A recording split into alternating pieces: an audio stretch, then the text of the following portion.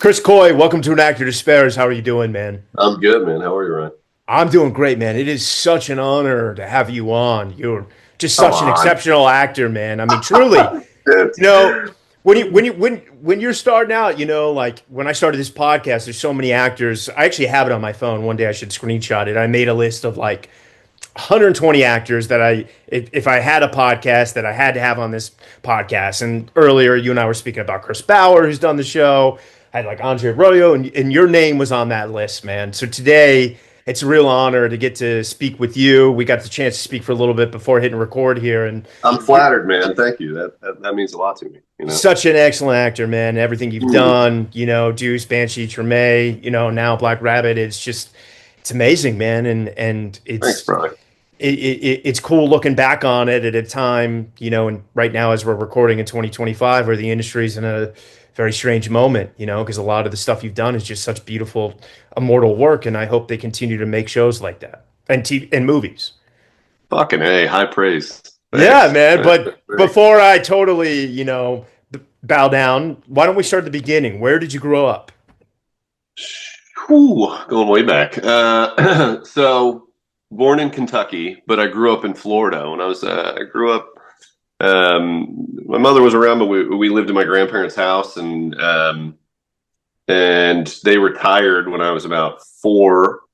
Moved to Florida, like grandparents do, and brought me with them. And so I grew up in Where? Southwest Florida, a little town called Northport, which is Okay. kind of like a sort of like little canal town next to an area called Port Charlotte, which has become sort of like a retirement capital of the country. But when I was growing up there, we were sort of more like beach trash kids or something. It was like this like little unknown paradise, sort of fishing town, um, Gulf Coast, Southwest between Tampa and Fort Myers.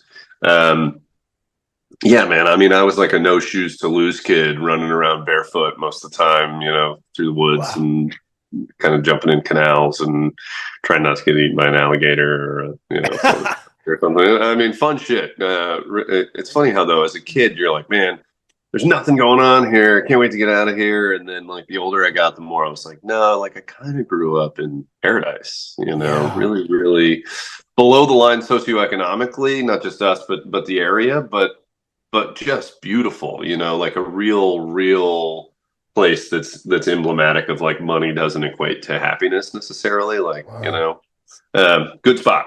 And was the water like an intrinsic part of your childhood? Like we're talking like Totally. Yeah, surfing absolutely. and wow. Absolutely. No, well, so it's the Gulf Coast, so there's not a lot of big waves, but it's more like skimboarding stuff and fishing and boating and yeah, lots of that. I mean, it's the Gulf. Like summertime, the water's 88 degrees. Wow. And were you with your grandma and your parents or just your grandma?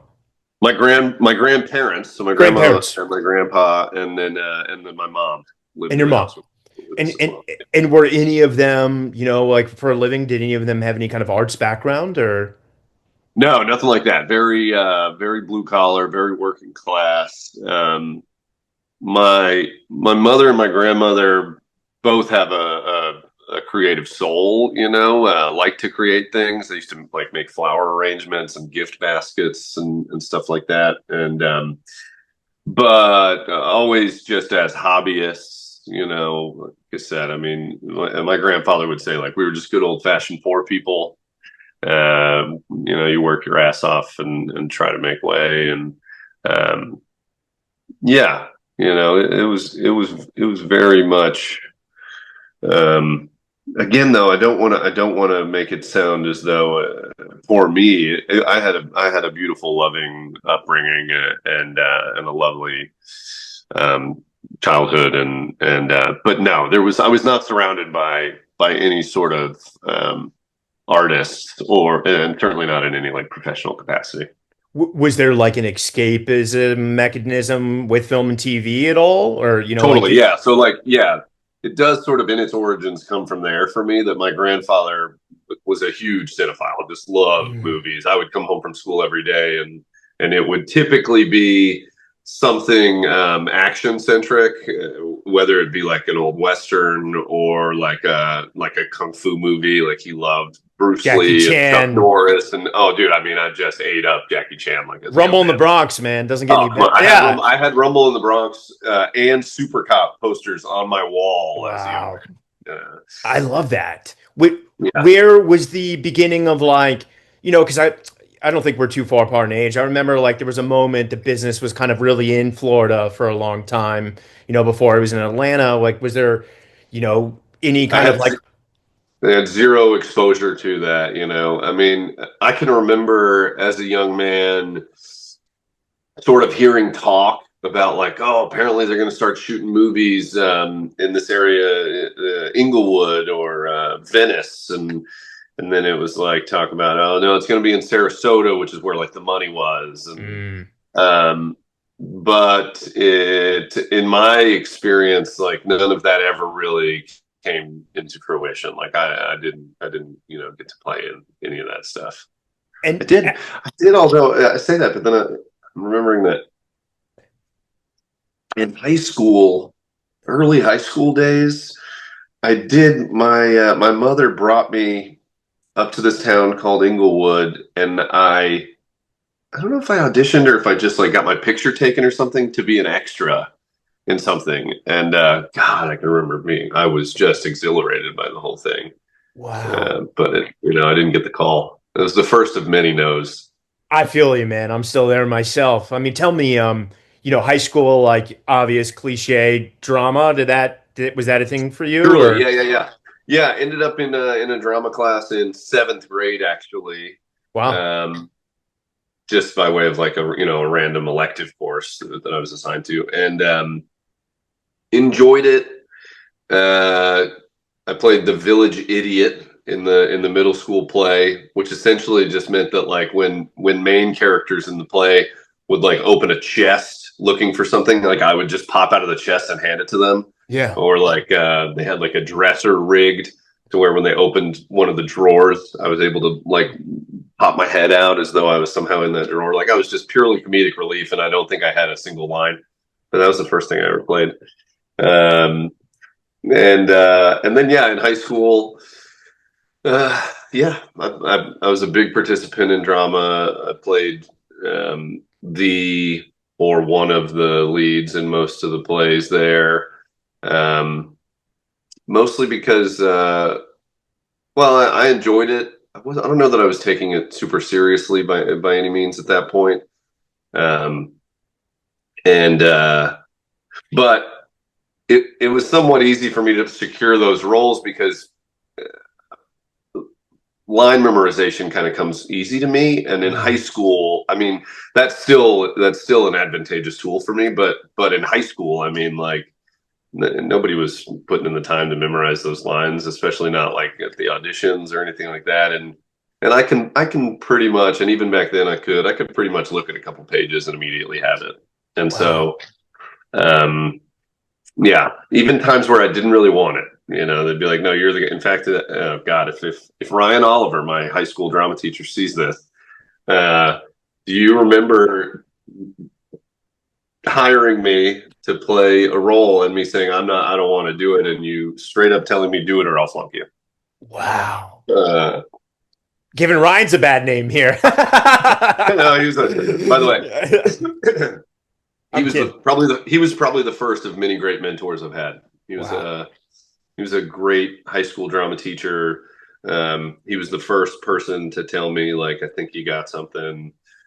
And he was also the first person to ever tell me like, damn the torpedoes. Like if you love this, I think you got it. Like you should pursue it. He was the first one to do that. So yeah, thanks, Ryan. Beautiful. Shout out Ryan. I mean, tell me then that moment of like, awakening from, a mentor slash teacher, then I don't know if college was on your radar or what, like, when did it, the postgraduate reality of high school, like, is that when you started to really think like I should really continue to explore this and go to a major market, or what were the next steps for you? So um, college was in the equation. There were a couple scholarships on the table, and Athlete? no, they were all academic. I Wow, had look been at in like you. a yeah. And again, like sort of by way of my memory. Like I was like, I basically was cheating. I could just kind of remember what the book said, or whatever. And but in towards the end of high school, I just kind of kept thinking about moving to Los Angeles. Like I knew that there was no way we were going to be able to afford me to live in New York, but I figured like, even if I get out there and I'm homeless, the weather will be nice in LA, and I could sleep in a car for a while and get a job. And I just kind of kept thinking like, and this is not sound advice for any of the young people watching this. I've got 3 kids. I would never tell them this, but I kept thinking like, I could go to college later, but like, what if like there's a calling out there? What if, and it wasn't just acting. I was really interested in music as well, and thought I was going to be like a drummer or something like, but I really just wanted to go to LA sort of in the pursuit of something more. Like I didn't necessarily know what that was, but I knew that I was sort of helplessly tethered to being an artist. I knew that like that's what made me feel good. And and probably, by way of inheritance from my grandfather, like I was just obsessed with film. Like I loved movies and being transported to that place and being that actor's victim or that director's victim. Like there was something so powerful about that to me. And so I just knew like I want to at least go be around these people or be in this area where they all are and feel that energy. And man, there was a lot of people that cared about me, that were intelligent, that were like, please don't, please don't. Like, you've got some good academic opportunities here, and you should probably pursue those, because while you might be able to find a way to go to college later, these scholarships won't be here. Yeah. And I didn't listen. And my mother and my grandfather had passed by then, but my mother and my grandmother were unconditionally supportive to a certain degree. I think initially, or I know that initially they both were like, no, you're going to do something more sort of structured and that has like a process to it. But once they saw that like I wasn't going to be moved, that like I was going to go, they knew who I was, and they knew that I was to a fault a pretty strong-willed young man already. And so I think that they realized like, there's not much point in fighting him. We should probably like assist in any way that we can. And so they were supportive, and I moved to LA when I was 17. I graduated high school half a year early. I graduated on December 19th, and then I flew to Los Angeles on December 29th. Wow. Of 2003. 2003. Wow. Yeah. So really like great time in the business still. I mean, yeah, I suppose. I found no success right away. I struck out for 6 years straight. Did you have a network there already, or did you fly blind knowing no one? So the only thing that I did have was that in high school, I don't know if you participated in this sort of stuff, but in high school you would go do like one act competitions or these sort of like thespian like showcases and those sort of things. And at one of those, I did catch the attention of this manager who was based in Los Angeles. And he had been a casting director years gone by for Aaron Spelling. His name was Gary Schaefer.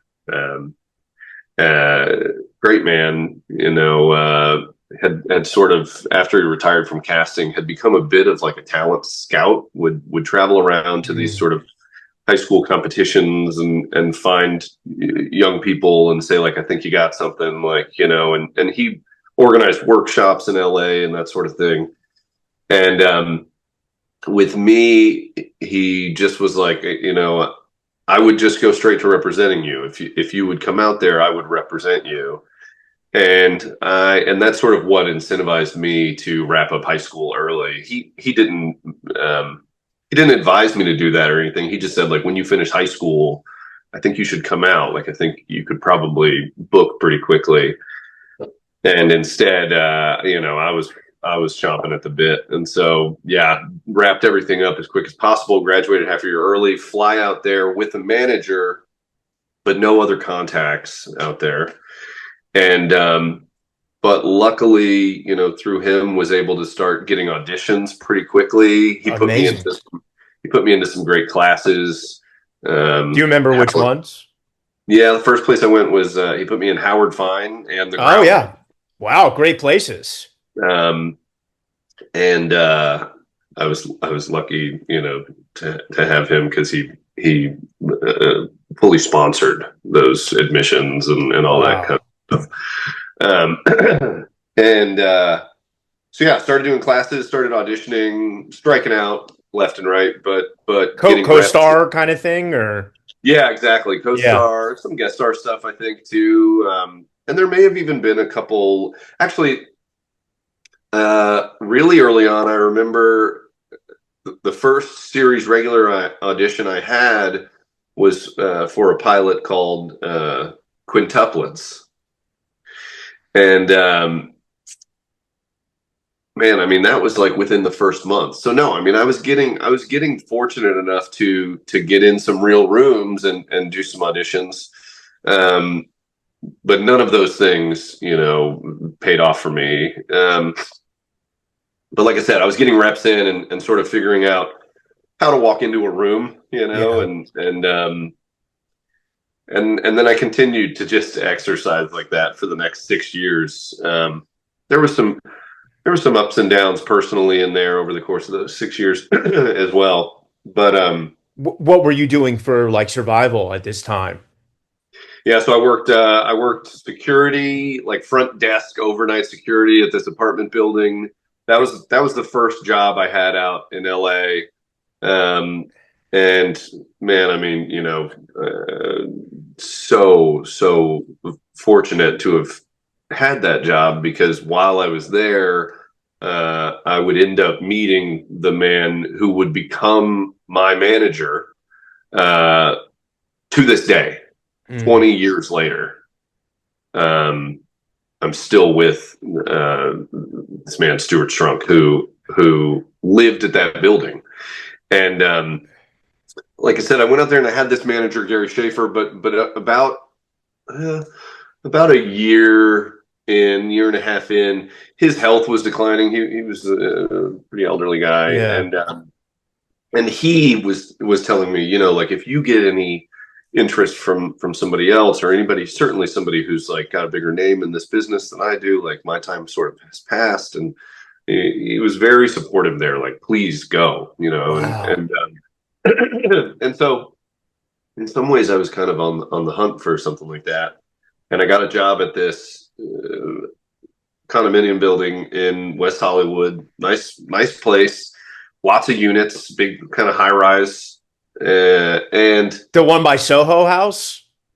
it's not right there. No, Oh, okay. It's over off of Holloway. Oh, okay. Okay.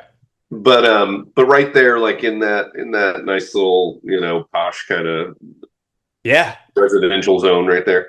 But I'm there and I'm like, man, somebody here has got to be industry. There's got to be somebody that can help me, whether it's a manager or a publicist or an actor or somebody. There's got to be somebody here I can talk to. And so the first week I was there, I went into the break room and there was a copy machine, and I just like page by page, I copied the tenant list. Nowadays, you just take a picture with your phone, but I didn't have that. Yeah, I still had like a little flip phone, a Razor is what I had. I remember. Wow. But anyway, so I brought that home and I just started on my computer looking people up. And at the time, God, I can remember that, like, I didn't even know about IMDb. I wasn't IMDb savvy. I had no idea what that was, or I would have just been looking them up on there. But instead, I was just Googling names. And one of the names hits. His name's Stu Strunk, and it was a blog entry or something like that from this actor Brandon Routh, who had played Superman. Yeah, totally. And I don't think the movie had come out yet, but he had filmed it, or he had already booked the role, and he made this entry online saying like, man, none of this would be possible without my manager. Like, this guy, Stu Strunk. And I'm like, okay. So I had like a name and an apartment building or an apartment number. I'm like, Stu Strunk, he lives in apartment 3. Or I'm not going to say which apartment he lived Yeah, in. yeah. And so I'm like, now I'm just like sitting there, but I have no idea of how to find out who. There's no pictures of this guy online or anything. So I'm like, okay, well, how do I find him? And from the front desk, I could see the mailboxes. And so like I go over and I find his apartment's mailbox. And so now every night I just sit there and I just like kind of watch this mailbox, like just waiting to see. But I'm on graveyard shift, so nobody checks their mail at night. Yeah. And I'm like, man, this isn't gonna work. And then I get lucky one night, and this young guy lives in the building, kind of like a surfer dude, comes in and he's like, "What's up, man?" And I'm like, "Hey, what's up?" And he's like, "You're the new security guy." And I'm like, "Yeah." And he's like, "Cool, man. You like it?" And I'm like, "Yeah." And then like these girls walk in and they're like, "Hey, what's up?" And he's like, "Hey." And he gets on the elevator, and I've got cameras. I'm totally like spying. I'm like watching the elevator, and they're laughing. I'm like, "Man, this guy knows people." Like, Yeah. and he so I'm like, I wait the next like couple weeks. Like next time he comes in, I'm gonna ask him like, "Hey, do you know who this guy is?" And he comes in one night, same deal, like kind of late night after the clubs close over there or whatever, and comes in and he's like, "Hey, what's up, dude?" And I'm like, "Hey, what's up?" He's like, "Hey, you got to smoke?" And I did at the time. I'm like, "Yeah." And we step out on the front stoop right there. I'm not supposed to be doing that at work, but I did it. And I'm literally about to be like, "Hey, man, do you know who this guy Stu Strunk is?" And he's like, "Hey, man, we haven't done this. I'm Stu." And I was like, "No shit." No way. And I don't tell him that I had been hunting him. Yeah. You Of know? course. Yeah. I just go, no, nice to meet you, and I don't bring anything up. We just kind of I played the long game with him, and he would come in and we would talk, and then we like struck up a friendship. Like he was a video gamer and me too, and so like I'd be like on shift, supposed to be watching the front, and I'd be like upstairs like playing God of War with him. Ah, man. I love And that. and then eventually there was just like a day where he was like, what are you doing out here? And I was like, well, I mean, I'm trying to act, but it's not really working out, or it's not really going for me, but I love it, and I don't know. And he's like, "You're trying to act?" He's like, "I'm a manager." And I was like, no way, and he's like, "Yeah, let me rep you." And I was like, "I'd have to like look you up first, I've got a manager." I mean, I was like, the alarms were Oh going my off. God. And so yeah, man. I mean, that's how it happened. I went straight to Gary, who was my manager, and I told him. And when I said the name and the company that he worked for, he was like, "Go, go." Wow. And so yeah, gave me his blessing on my way out there. I called Stu. I was like, "Let's do this." And then not a whole lot of time later, I told him all of this, and he started using it in pitches for me. Like if he was calling somebody and it was like the role was like a hustler or somebody with some sort of street smarts or whatever, he would be like, "Let me tell you how this punk ended up on my roster." Like, because Wow. even back then, Stu he didn't represent a lot of like non-working actors. Yeah. Not that he wasn't interested in development or anything like that, and he certainly had an eye. But I was pretty fucking lucky to like be on that team, and so yeah, he would tell people like, "This is how this little fucker got in." That's one of the greatest stories ever told on this podcast. That is amazing, man. Oh my God, thank you for sharing that. Yeah, And thanks. you kind of mentioned, and I want to get back into Stu, but like, did how many of the 6 years of this period of nothing happening were before you got to Yeah, Stu? so it was almost 2 years, I guess, before I met Stu, and then it was probably 3 months of like friendship, maybe even 6 months before he brought me in.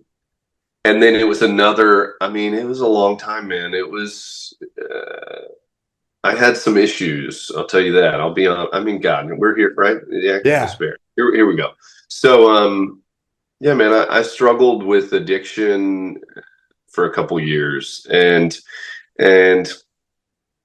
LA, living in LA and not having much money and ending up sort of with the wrong crowd, and not really knowing yet how to treat this profession like a job and be disciplined. And I very much thought like, no, like I'm an artist and I'm supposed to be sort of reckless, and like I was sort of leaning into all of that, and some of it was, I was coping with loss and pain and all sorts of things that we don't have to get into necessarily, but to some degree, for a few years there in my late teens, early 20s, um, drugs and alcohol felt therapeutic to me, and that damn near burned the bridges that I was trying to build, and it certainly cost me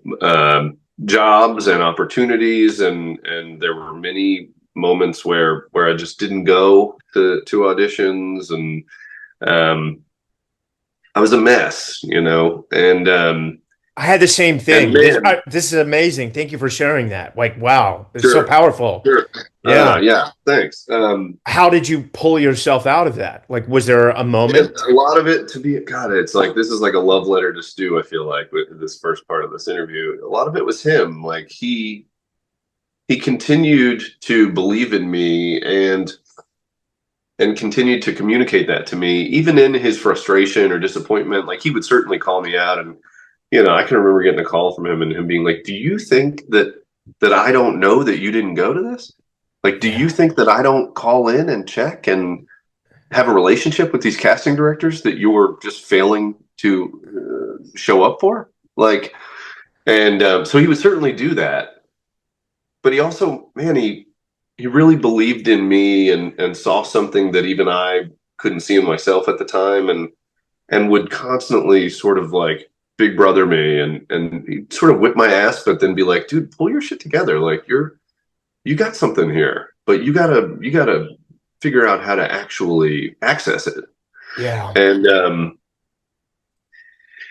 And there just finally came like a day where I had pushed it too far, and he was like, "We're done."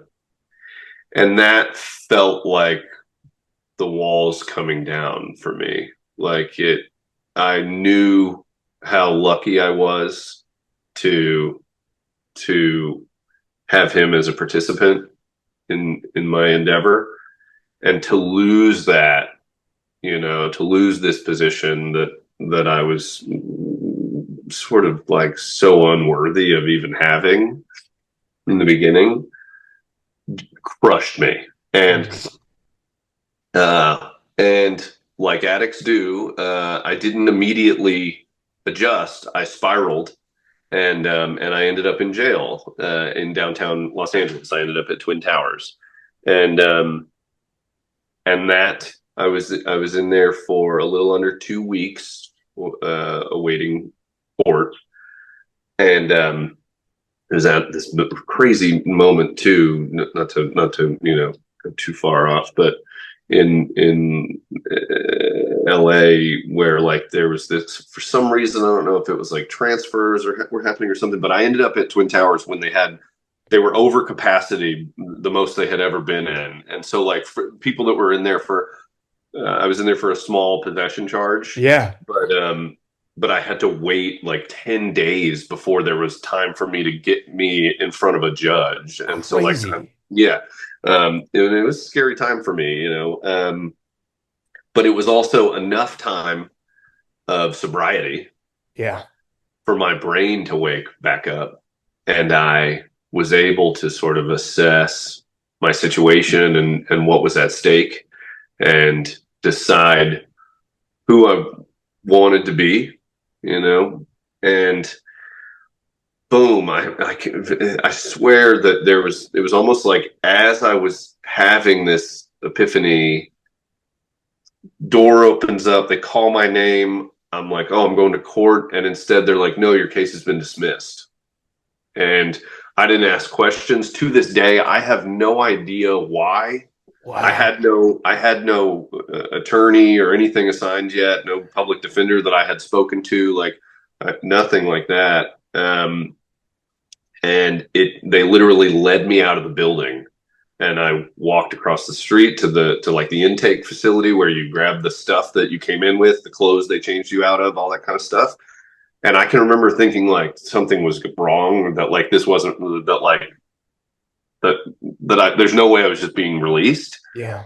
And instead I was, and I walked out, and there was a payphone there, and I collect called my grandmother, and I was like, I'm screwing up, and I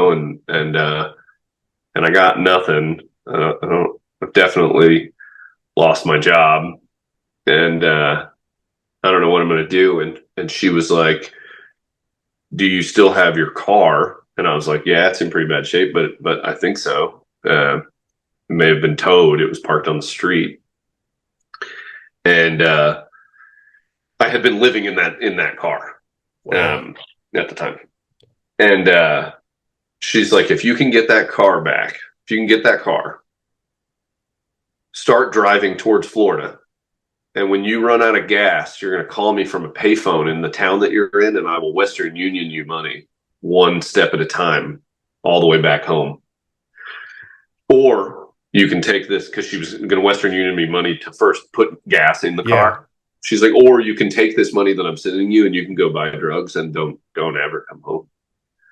And man, like again, it was kind of like the breaking point for me was these two people that like meant so much to me in my life, sort of just giving me this. One of them straight up saying like, it's over, and the other Yeah. one saying like, if you don't change right now, it's over.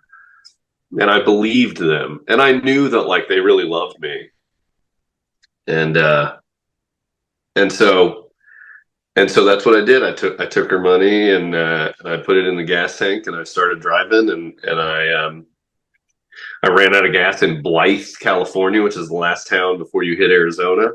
And I remember it was too late at night, and I didn't want to call her and wake her up, and so I slept in the car in the parking lot of this like CVS or something. And then the next morning, she Western Union me, boom, boom, boom, boom, boom. I got one step at a time. I get back to Florida. I spend the next. It was. I remember I landed in Florida on my 20th birthday. So yeah, so I had moved to LA. I was 17 in December, 18, 19, 20, 20. No, so it must have been I was 21. My 21st birthday, I land back home in Florida, and spent the next 3 months getting fully clean. And I got a job. I worked at this plastic company, like this warehouse. It's like 120 degrees in there every day. We're like melting down plastic to make like play school, like kids play sets and toys and stuff like that. Wow. And I saved up enough money. Corresponding And with Stu at this moment or no? I was calling a lot, but no calls back. Mm. Um, and and then eventually get enough money, get a car, because my car, the wheels fell off actually. God, man, I haven't gone back and thought about this shit in a long time. I hope I'm not No, rambling. this is amazing. Are you kidding me? This is Okay. one of the best interviews in a long time. Okay.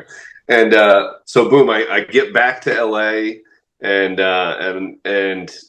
Stu had checked in on me. I remember I was driving back, and he calls and was like, "Hey man, just thinking about you, you doing okay?" And I'm like, "Yeah, I'm actually great. I'm working out again. I'm healthy. I'm heading back out to LA, and I'd love to meet with you." And he was like, "Yeah, we'll see about that, maybe, but I'm just glad to hear you're alive," kind of.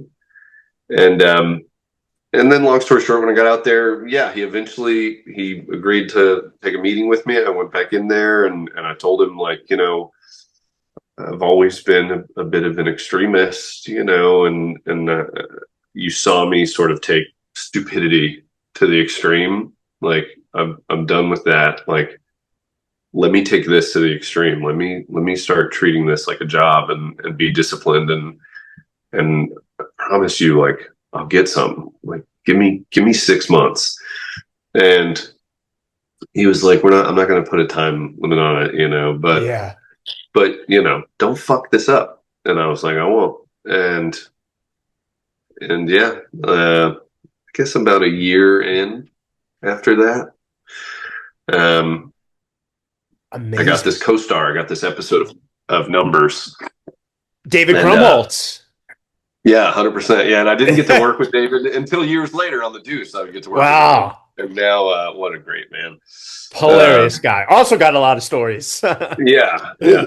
But so yeah, like a year later, I get this co-star. I walked into the audition for that, and Emilio Estevez was sitting there. He was the director, No way. and I was like, "What?" Like, and I think that like my nerves, in I mean, I grew up on the Mighty Ducks and Young Guns, and Yeah, of course. yeah, and but for sure I got it. I can remember, and my first, I only had one scene. I played this guy who worked at a shoe store. The episode was called Sneakerhead.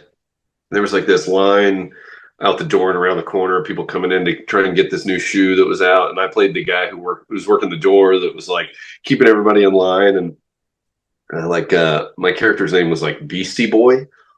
And it was because like I was sort of dressed like a Beastie Boy. Like I had this like backwards and to the side hat on, and like, and my first line ever, these two cops that were on the show were like walking up, skipping the line. And I just walked up to them, and it was all written exactly like this too. And I said, yo, yo, yo, yo, yo, whoa, whoa, whoa, whoa, y'all need to get in line. And that was it. That was my first line. Yo, yo, yo, yo, yo, whoa, whoa, whoa, whoa, whoa, y'all need to get in line. And then I like had like a little moment where I try to flirt with the female cop, and she blows me off and walks in the store, and that was it. That was my first thing, but Amazing. it was super fun. Wow. And that day, I wrap up there, and I had an audition on the other side of town for True Blood, and I wrap up there, and I race across town, and I'm late, but I get there, and they're behind a bit, so it was all good, um, and I can remember when I walked in, and he may deny this. Who knows? I mean, he's obviously blown way the fuck up since then. But I can remember I walked in, and Jesse Plemons was sitting in the audition room, and I didn't know who he was yet because he wasn't, he hadn't done a whole ton of stuff. Yeah, That I don't even think aware Friday of. Night Lights yet was a thing. Yeah, Yeah, and I don't know, maybe, but like that yeah. wasn't my show. And so I didn't really know him, but I just remember walking in and being like, God, that guy kind of looks like Lil Philip Seymour Hoffman or something. And which God, what a legend that guy was. But and so that was for True Blood, for this character Barry the Bellboy, and for some reason it was a producer session, and I walk in, and Alan Ball's in the room, which again I didn't know who he was either, even though I had watched 6 Feet Under, but I didn't know him by face, And I do the audition, and in the room, as soon as I finish, he's like, "Where are you from?" And I tell him, and he's like, "Okay, you got it." And I'm like, "I got what?" And he's like, "You got the job. Have a good weekend." Wow. And I was like, "Okay." And I just knew to like shut up and just say thank you. And so I was like, "Thank you," and I leave. And I'm pretty sure I called Stu and said, like, they told me I got the job in the room, and he was like, "No, no, like, let's just wait and see." And then sure enough, Monday morning, they called, and they're like, you just booked a 4-episode arc on True Blood.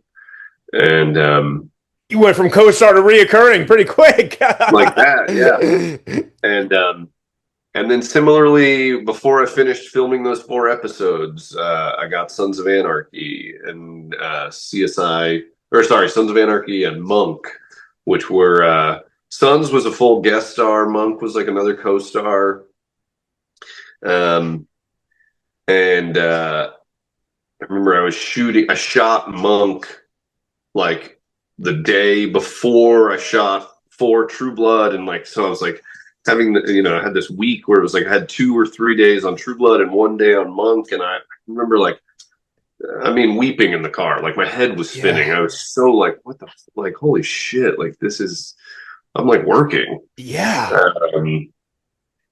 And yeah, and that's kind of how, I mean, in that first year of booking, it was like Numbers, True Blood, Sons of Anarchy, Monk, CSI New York, a couple other guest star spots. I'll bring up a name that seems to reoccur throughout your career. Talk to me about the first time getting on the radar for Alexa Fogel. So the first time I ever met her was when I auditioned for Treme, Wow. and there were no callbacks on that. There was no producer session.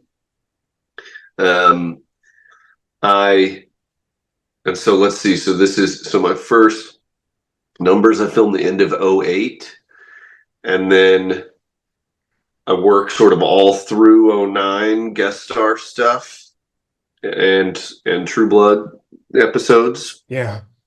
and And that then show was the biggest show in the world at that time. I yeah, mean, I got true. really lucky there. And Yeah. Barry was like a character from the books, so I kind of came in with this built-in familiarity with the Mm. audience, and uh, and then early, I guess early 2010. Anyway, I guess it was late 2010. So yeah, I get this. I guess it doesn't really matter when the dates were. For me, it does because Treme, the call comes in the same week that I got married. And so, like, Wow. my wife and I meet in 2010. A year later, there you go. That's how I dated. So we meet November 22nd of 2010. On November 22nd of 2011, we elope, sort of on impulse, not really realizing that it was a year to the day after we met.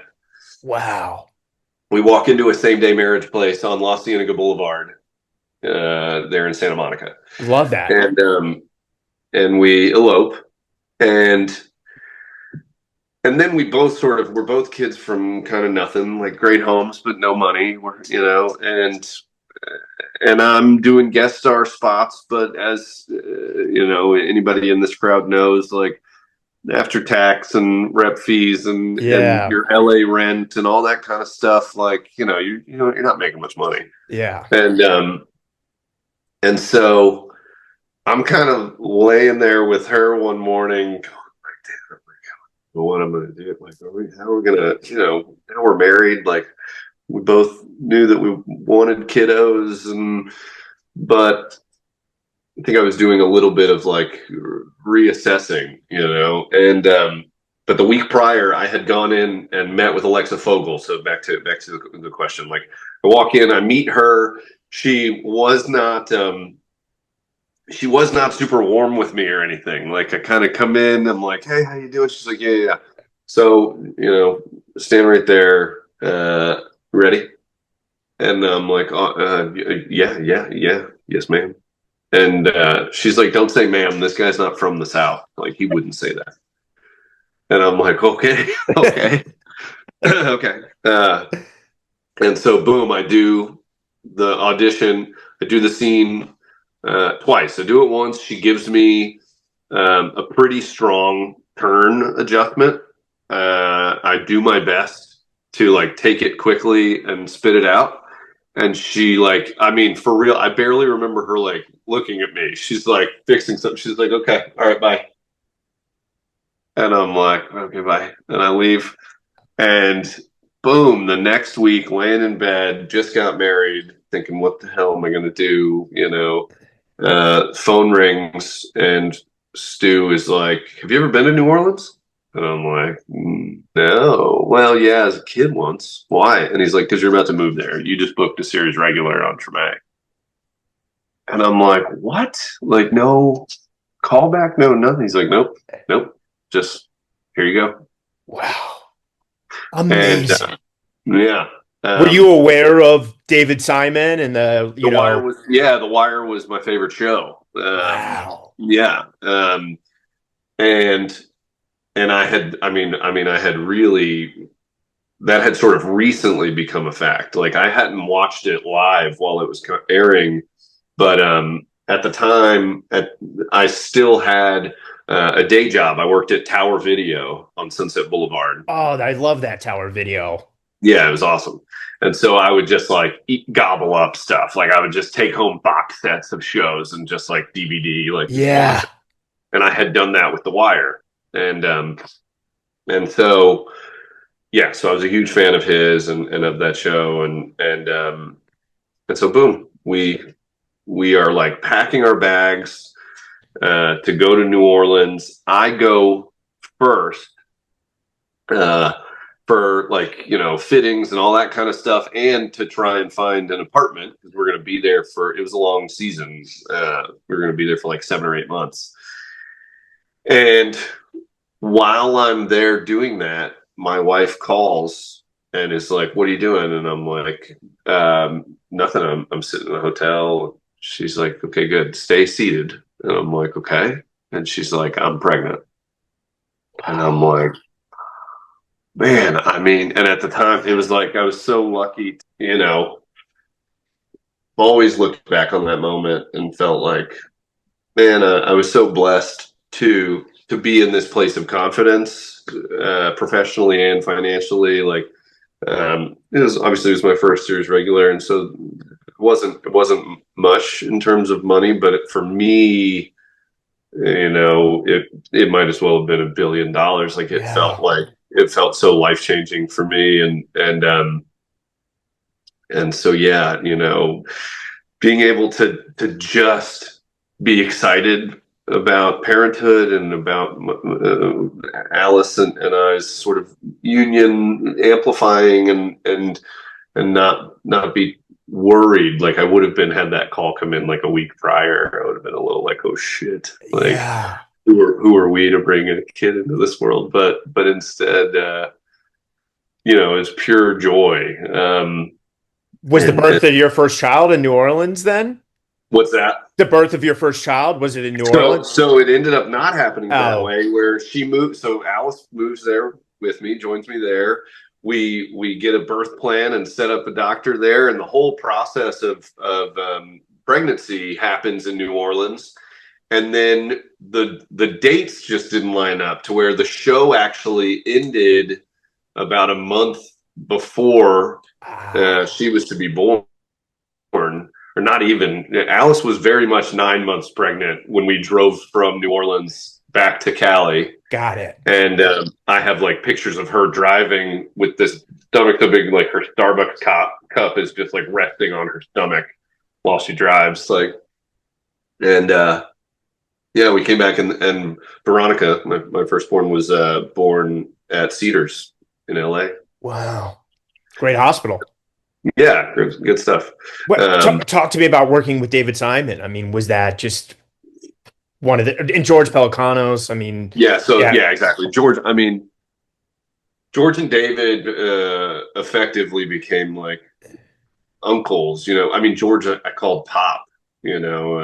George's sons became like brothers to me, and especially on Treme, like I was 23, and is that right? Yeah, I was 23 years old when I got there, and obviously first big gig like that, and to be playing like a real person. LP Everett was based on AC Thompson, who's a real journalist who came to New Orleans post Katrina to investigate unjustifiable homicides that happen at the hand of the NOPD.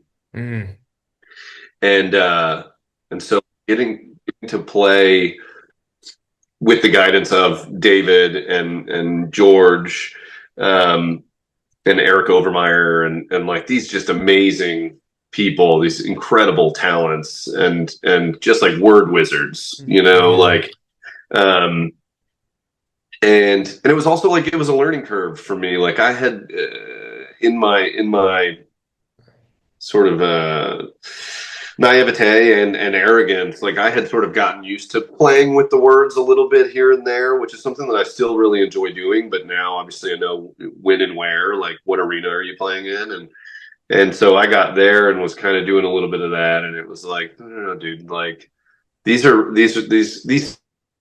sentences are constructed in a very like specific and precise manner. Like there's a Yeah. reason you speak like this. There's a reason he says it like this. And so, you take that adjustment really quickly and learn to do that. And but also like they all welcomed me so warmly, and not just them, like Steve Zahn, as well. Like Mm. the first week I was there, like took me out to a steak dinner and was just like, buddy, like, welcome to the family. Like, What you a need guy. anything? Yeah, you need anything, you let us know. Like I know you're scared shitless. I can see it. But you're gonna do fine. Like you wouldn't be here if David didn't want you here. So like you already won. Just do your thing. Wow. And that was so valuable. Um, and yeah, man, I can't speak highly enough of that entire group. That was that was the same group essentially that I worked with on the Deuce. Yeah. That blown deadline team it was such a phenomenal place to get an education. To launch my like series regular journey. Yeah. Um, Did it change the under, pathway of your career? Just like, did you only start going in for series regular and leads at that moment, or? I don't know that it's only. I think that like to this day, the goal is purely good work. Like Yeah. I don't play by a whole lot of sort of like fancy rules like that, where it's like, Right. oh, we're only going to take something categorically that looks like this or whatever. But it did certainly, and to this day, continues to open doors to rooms. And there have been many jobs since then that I got that I would ultimately end up on set and find out that like part of the reason that I got that job was that like they loved me on that show, or that they just trust the opinion of those people so much that like if you ended up on their show, you must have something. Yeah. And um and um and not only did it sort of like affect the opinion of those watching me, but my own opinion of myself. Like it gave me such a deepened sense of validation and confidence and and belief that like maybe I do have something, and maybe I can expand on that, and that's so necessary, I think, for any actor or any artist, really, to really start to recognize your own voice and Yeah. what you have to say, and that like there's something special about the way you say it, as opposed to like in the beginning, at least, or for a lot of people, I think that like you're kind of trying to identify the hoops that you need to jump through. Like, how do you want me to do it? How do you want me to do it? Yeah. And then like you're losing, a lot of times you're losing to the guy that does it his way, Mm. because like he shows up and convinces them that like it actually should look like this. Or like even though they're sure it should look like this, they're like, man, that doesn't look like this, but that's interesting. Like, I don't know what he's doing, but I like it. And With the deeper roles that you were either auditioning or booking, was an acting coach ever part of your journey? surely, yeah, absolutely. Uh, Very talented actor named Raphael Sabarge helped me out a lot, especially in those early days. Even after booking Treme, I would go see him if it was like a role that I felt like required more layers, or that like I couldn't find on my own, or even like it was just because it was like fun to go sit. He had this like little. It was basically like a big shed, or like a mini barn in his backyard there in LA, and we would like Wow. just go sit in there, and he like just like do the scene with you. You just do scene work with him. I really loved those times. And then I also had a gentleman named Scott Tyler, who used to be an acting teacher at Scott Sedita Studios, Okay. and yeah, I would call on him a lot as well. And then I've also just been lucky that over the years, like ended up either in scenes with or on set with just beautiful people like Chris Bauer or Scott Glenn, and those people, whether they realized it or not, like I was picking up things that they were putting down, and yeah, to this day, I'm trying to be a student every day, like, Totally. You know, like um, what this I love what you're saying, and you're bringing in really good actors here. So like, because I think this will be interesting to the listeners of this podcast because like mostly, I mean, I think almost everyone who did the show has been on this program. Like, talk to me about Banshee, kind of the beginning of this, streaming, more kind of like, R NC-17 kind of content. oh Like, yeah, Tom Pelphrey, Anthony Starr, Hoon Lee, like, when you started getting things like this and you started kind of, not, I don't think you were fully 30 yet, but when you started to kind of like play the heavy, did that start to kind of change things for you? And talk to me about that working on that surely. show. Man, like Banshee was right after Treme. Like I do 2 seasons of Treme. And so anyway, yeah, I finished Treme, and then I do Walking Dead, and when Walking Dead comes out, that like sort of like really, obviously like puts me on a lot of television screens, and I got like a little bit of pop from that, and Was I that was playing season like one? season no season 5. Season So like five. it's the biggest show in the world, Got it. and I'm a big part of the season 5 premiere, which at the time was the most watched episode of cable television ever. Like 30 million people watched it live, like, Wow. and instantly changes my like recognition level. Like it was the first time I'm ever like at a grocery store with the kids, and somebody's like, "Yo, are you Martin from Walking Dead?" And I was like, "Whoa!" In fact, what they said is, "Are you the baby choker from Walking Dead?" Oh my And I was God. like, "Yeah, Oh man. don't say that too loud." But because I had played like a pretty villainous character on that, like all of a sudden, I was heavy Mm. characters, like, and then sure enough, like here comes Banshee. And so anyway, so that Banshee's audition was the first time I ever put myself on tape.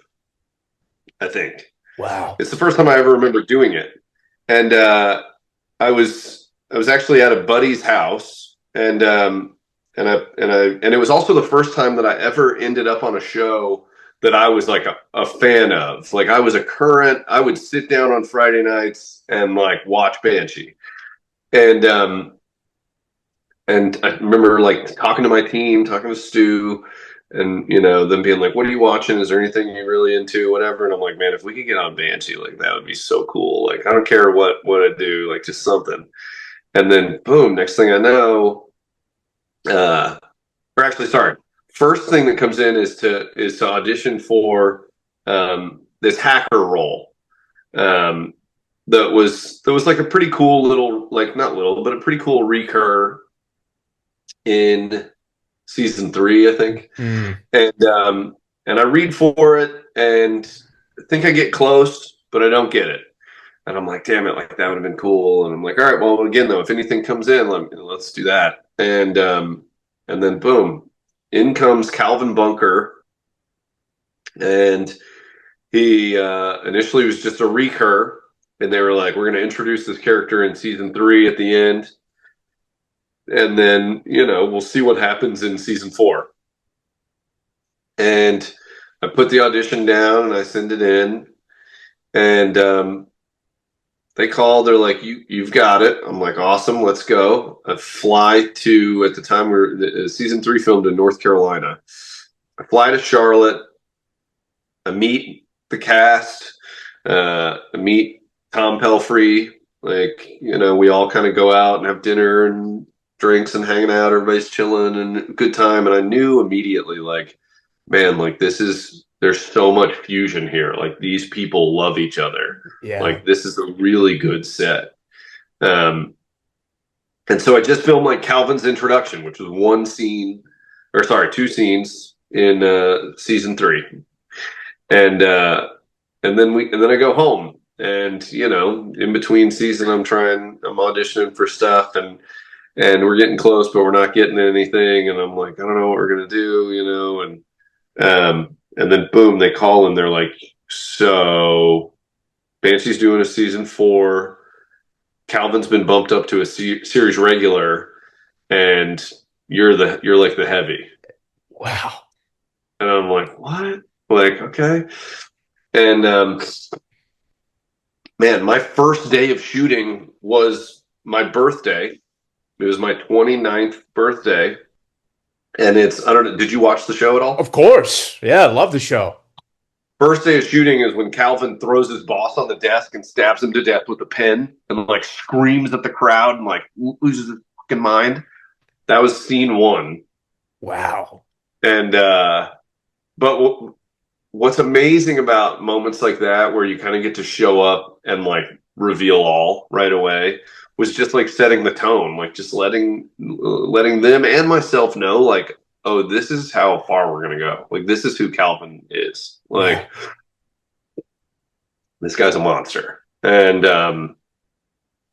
that just like carried us all the way through, and man, helped me in such a way because it in some ways incentivized them to sort of amplify the role, and they really wrote for Calvin and sort of like they sort of gift wrapped that arc for me and kept growing him and expanding those scenes. And I mean, by the end of that season, I couldn't believe what they had allowed me to do, and what an arc that was, and how emotional of a character he had become, and Yeah. how three-dimensional, like it.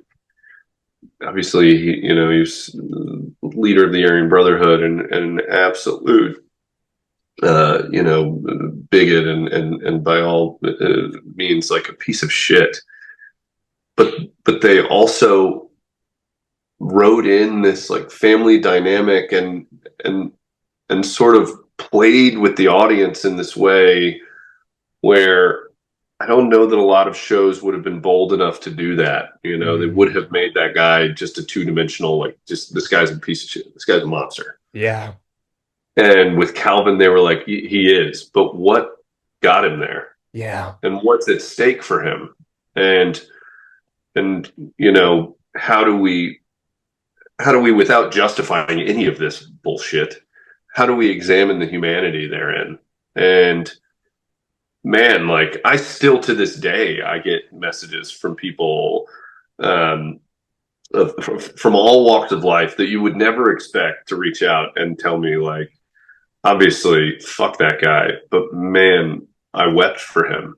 Yeah. Like, and I mean, so much of that is Jonathan Tropper. What a Yeah. talent. Totally. Oh my Yeah. God. Yeah. Um, But also you, man, and rising up to the occasion, great writing is always great, but it takes a great actor to be able to bring truth to it. Thanks. I appreciate that. But a lot of that work I think is done for you when it's that well written, and you got scene partners like Pelfrey. Like, Yeah. um, I'll always be fortunate for that job and all of the friendships that came of it. Um, Still talk to all those people that we all became family. You know, Love that, uh, man. I just saw Hoonley like 3 weeks ago. that's one of my brothers. Yeah, literally one of the best people I know. One of the, I mean, just like truly, like I'll have to text him today that we had this chat because How do you know who? he did the podcast and then he always just was like, obviously I've had a lot of people on. I don't become friends with everyone, but like there's Sure. some people that just like, whether it's the experience or the interview or just like, he always kind of stayed in touch with me and then Yeah, just kind of would always send me, Hoon is so good at like staking in a tether. Like, yeah. if he likes you or believes in you or whatever, like, or even sometimes I feel like if he just knows that you need him, like, he'll just Literally, like, my mental health in the pandemic was like collapsing, and he was just yeah, man. calling me, and I was just like, I wasn't, I don't think I was like, I hope I wasn't showing on social media, but just what a guy. I have so I much love know. for him. Yeah, me too. He will sometimes. I've told my wife before, like, sometimes I think Hoon might be like a wizard or something, because Literally. he will call me like at just the most opportune times, like right when I need something, and he will oftentimes provide it. Like, Yeah. he's just such a good man. The best, man. And having such a Yeah, great moment in his career now, it's so deserved. yeah, yeah, Yeah. yeah, Well, obviously, Alexa seems to reoccur here, and there's, a lot of amazing films that you did, but kind of talk to me, I know Banshee was the beginning of this, but then as like the streaming thing starts to pop off and you book, another good HBO, The Deuce, and go back with yeah, everyone, does yeah. that move you to New So, York? I mean, the Deuce is that's another great one. I mean, the Deuce is probably that was the first. I mean, I guess they all sort of change your life in one way or the other, but the Deuce, like, it just changed everything in a way that to this day we feel the ripples of in my life. Like, Wow.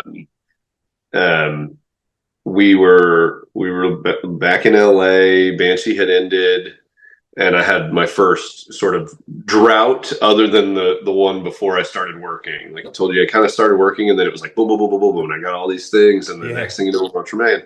And so Banshee ends, and then I have the biggest pilot season of my life. Like, because I had gotten off Treme as a series reg, and then done Banshee as a series reg. And when Banshee came out, even though it's sort of like niche market show on Cinemax, but the people who watched it were rabid, and a lot Yeah. of industry people watched it. And so I ended up, like, I think we wrapped the season like in fall. And so then, like, I have leading into the holidays, I'm auditioning for stuff, but I'm not getting anything. And then pilot season starts, and I go on 55 auditions in 60 days. Oh my God. Like, I had weeks where I had six in a week. I had, and like, and they're I miss all, that business, man. God. oh, dude, it was awesome. Yeah. Um, they're all mostly series regs, and pilots, big pilots, and shows that are already greenlit to series, and like it was just this like whirlwind, and I felt so optimistic the whole time and confident, and I lose all of them. I test a handful of times, but don't get the jobs, um, and it ends up, yeah, like about 7 months of drought in, all the way at the end of pilot season. And I remember I had a buddy who was directing um, this show for Ron Howard, and it was called Mars, I think. And it was kind of going to be like a consolation prize, like, because, like, yeah, I auditioned, but it was sort of a formality. Like, the director was a buddy who had directed an episode of Banshee. Like, he had already talked the talk, and like, he was like, we're not even really reading more than you. There's like an offer out to somebody bigger than you, but they're not going to take it, and you're the only one reading, and this is going to be your deal. And it wasn't like a life-changing role by any means. It was like maybe a 6 out of 8 episodes regular. Um, and I can remember pilot season is effectively over. Everything has died down. I've lost everything, but we're going to get this Mars show. And I was on my way to an Iron Maiden concert with my cousin, of all Love things. it. Yeah. And Stu calls, and he's like, "What are you doing?" I'm like, "I'm on my way to a concert." And he's like, "Okay, buddy, you're not going to Mars." And I'm like, "What?"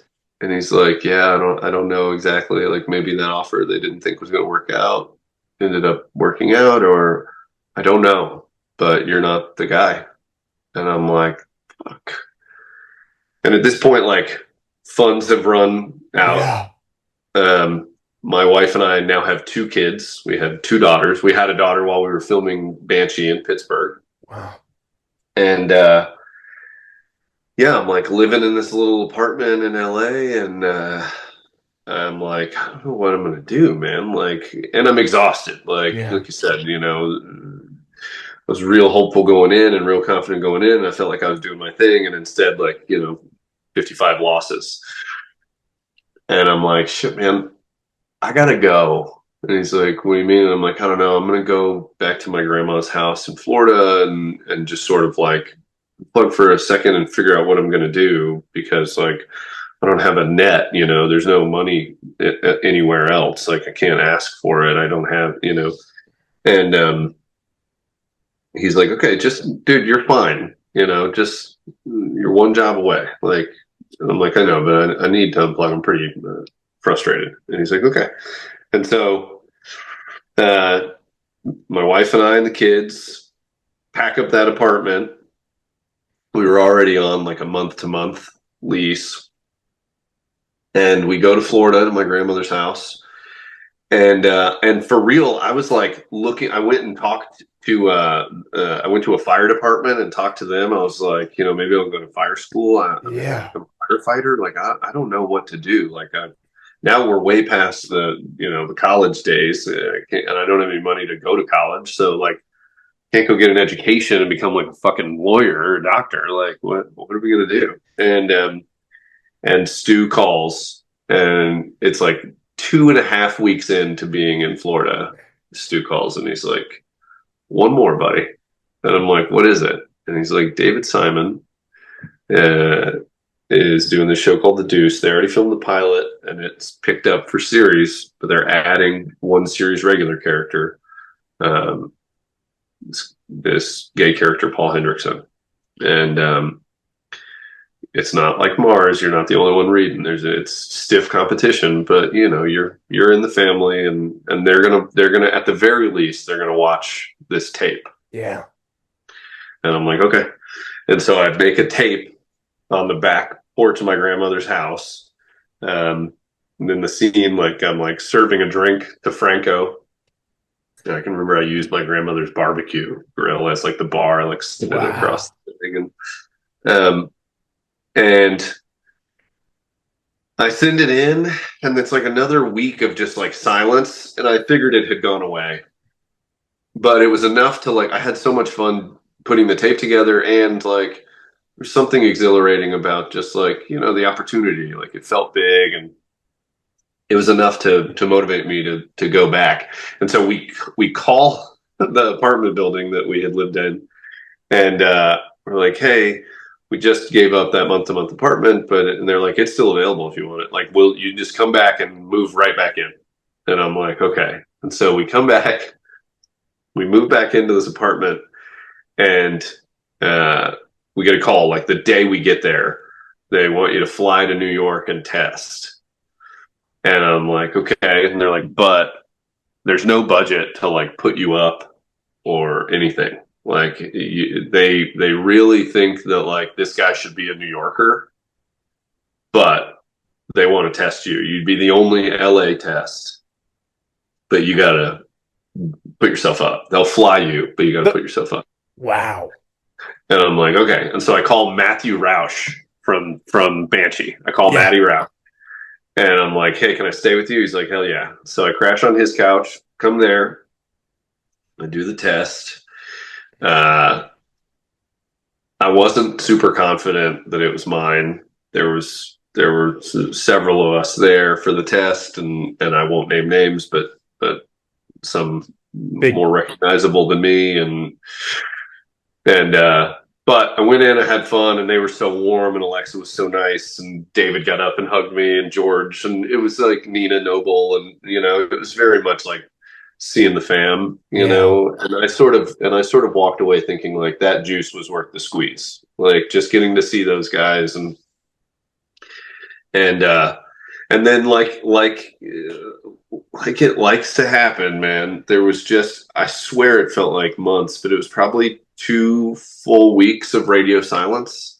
Like I fly back to LA, and I just start auditioning again. Like a couple auditions roll in for, like now it's like recurs or guest spots on those shows that I had just series regged audition for.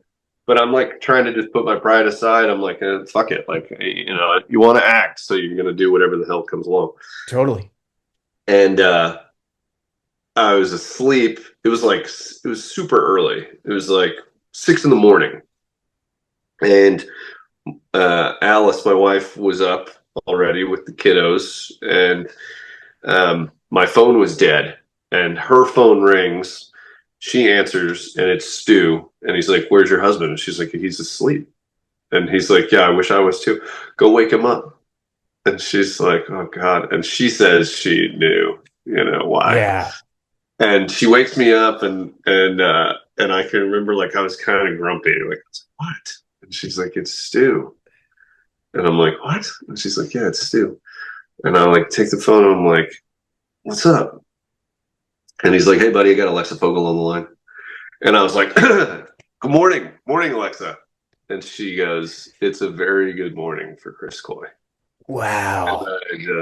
I cried. I was like, "Shut up." And Oh my God. she's like, yeah, full series reg at this number. And, they don't have, I don't think they had like an official green light for all three, but she was like, it's It's David. gonna You're going go. to do three. It's going to go 3 seasons, and you're going to do all episodes produced. Wow. And I was like, "Shut up," And You I have to be posted. a New York local? Like, do they still want like it? No, they gave, well, Wow. yes, but there was like a housing allowance or Got it. a Okay. relocation fee in there that was plenty for me to, Find something to uh, work. Yeah. yeah.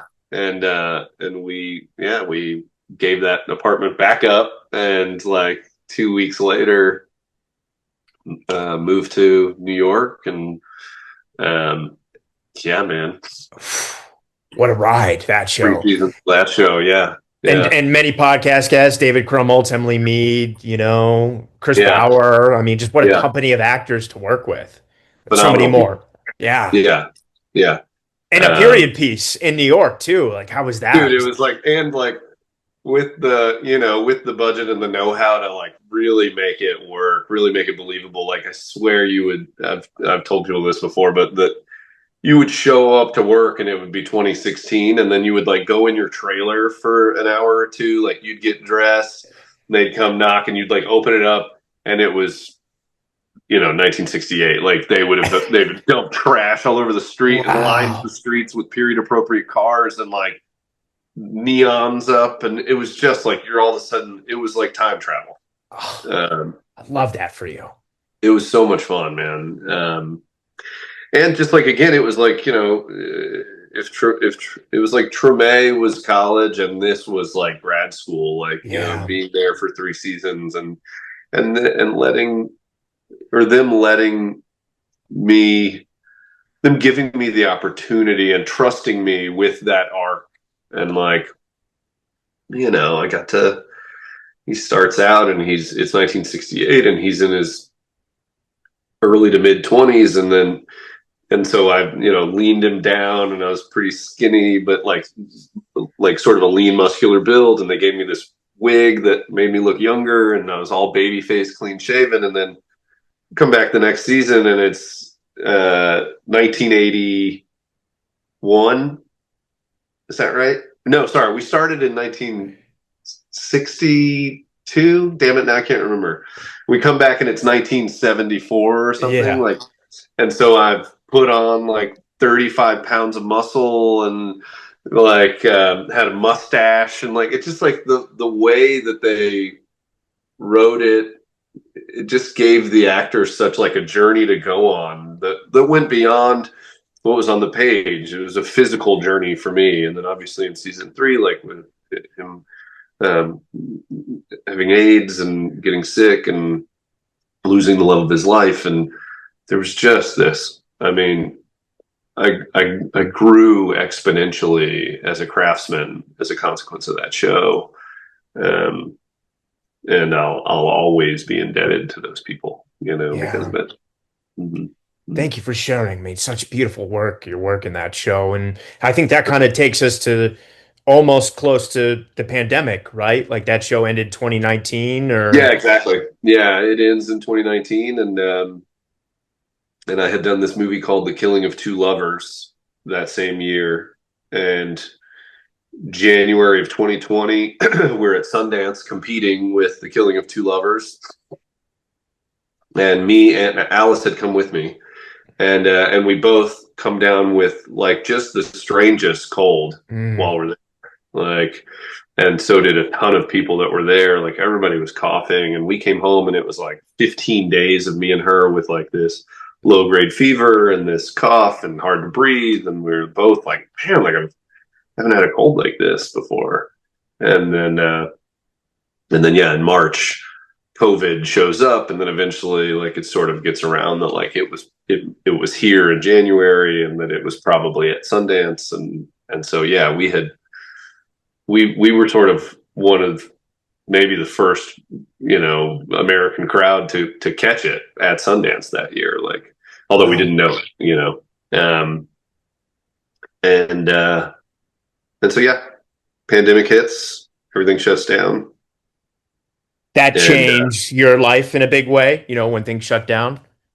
it did, but again, because of the Deuce, we were so lucky. Like you'd be hard pressed to schedule it better. Mm. Like the third season, and sort of just like just logistically speaking, like just the most profitable season of my life, um, and because it was on the heels of the two prior most profitable seasons of my life, like we were able to sort of stack some cash and have a little cushion, and for the first time ever. And then the pandemic happens, everything shuts down. My wife has degrees in international business and finance, and was always pretty stock market savvy, and so Kind the rest of the world sort of started playing around with like retail investing and that sort of stuff at that time, but she was already a player a bit, and for the first time ever, probably like season 2 of the Deuce, like we had some money for her to invest for us and play with, and she made some good moves, and so then like pandemic happens and this crowd rushes in and starts sort of playing recklessly in there, and for somebody with trained eyes, it was a pretty advantageous position to be in. Like she could Yeah. pretty. I would wake up some mornings and I'd be like making coffee or pouring coffee because it's already made, and she'd be like sitting at the computer, and I'd be like, "How we doing?" And she'd be like, "Good. We made $1,200 this Wow. morning." Like just she was very very lucky. I married up in every way imaginable. Sounds amazing, man. Amazing. Yeah. Yeah. And Um, as this question mark was around the business and the world also simultaneously, were you also back to like firefighting school? With your mind, or were you so like it? Did you have confidence things would come back, whatever Yeah, back? no, we had, yeah, it really did change our life financially in such a way. The Deuce did, and then yeah, her being able to make money on the stock market just gave us like sort of this secondary revenue stream that really sustained us through that period. Not that there weren't and still are moments of stress, or at the very least like moments where like you're just hemorrhaging, Yeah. you're not making much, you're just hemorrhaging, and that can be stressful, and we're both highly ambitious people, and we want a lot, we're big dreamers, um and so there's certainly still times where it's like, damn it, like how do we get here, how do we get this, how do we get to this place, um and and then pandemic ends and I got lucky again, Women of the movement, right? You did? yeah, and Yeah. that offer came in, I mean, the month, but maybe even the week that production opened back up. Mm. um it was an audition, sent in a tape in my garage, and for Roy, not JW, which is who I played, because JW was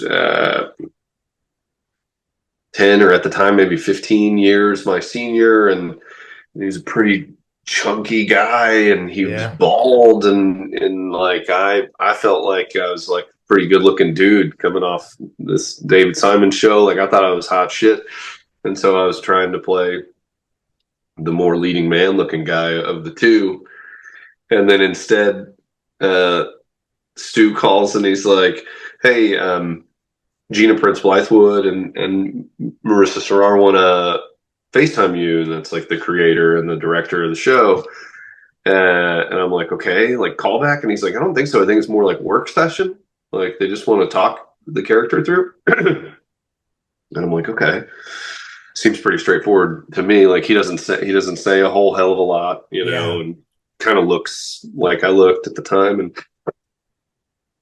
instead I get on with them and they're like, how would you feel about like throwing on this like real thick kind of Louisiana accent, you know, Mississippi Delta kind of accent, and like, you know, we're not going to tell you to put on the pounds, but how would you feel about playing this guy instead? And I was like, I'll do anything to work with you guys. It's Yeah. just bananas though. Like, and they're like, okay, well, we don't start until January. And it was like October. And I'm like, okay, so I've got the green light to just eat my way through the holiday. And they're like, you do what you want. Like, we can pad you up. Yeah. You know, whatever. But we'd really love to see your take on this, and we think you could do it. And so, boom, I get off there and I call Stu. I'm like, I think they just offered me the main heavy. And so then, yeah, offer comes in. I eat my way through the holidays. I put on like just shy of 50 pounds of like gut and neck. I'm like, Love it. um, and yeah, start talking in this like drawl all the time, Yeah. like all through Christmas. You're Like I great in remember that show. my kids were like, "Will you stop talking like that?" Like, Oh man. and yeah, and so then boom, January 3rd, moved to Mississippi Delta in a little Holiday Inn Express in Greenwood, Mississippi, and spend the next 6 months living there.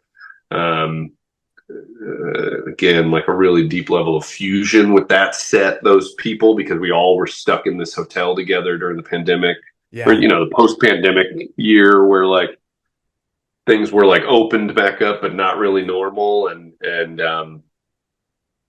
so yeah, you know, again, I just got so lucky that if things would have gone much further than that after being shut down for those 8-9 months during the pandemic, you know, it probably would have started getting dicey for Yeah. us, like, you know, and we had a third child. We had our son, the summer of 2019.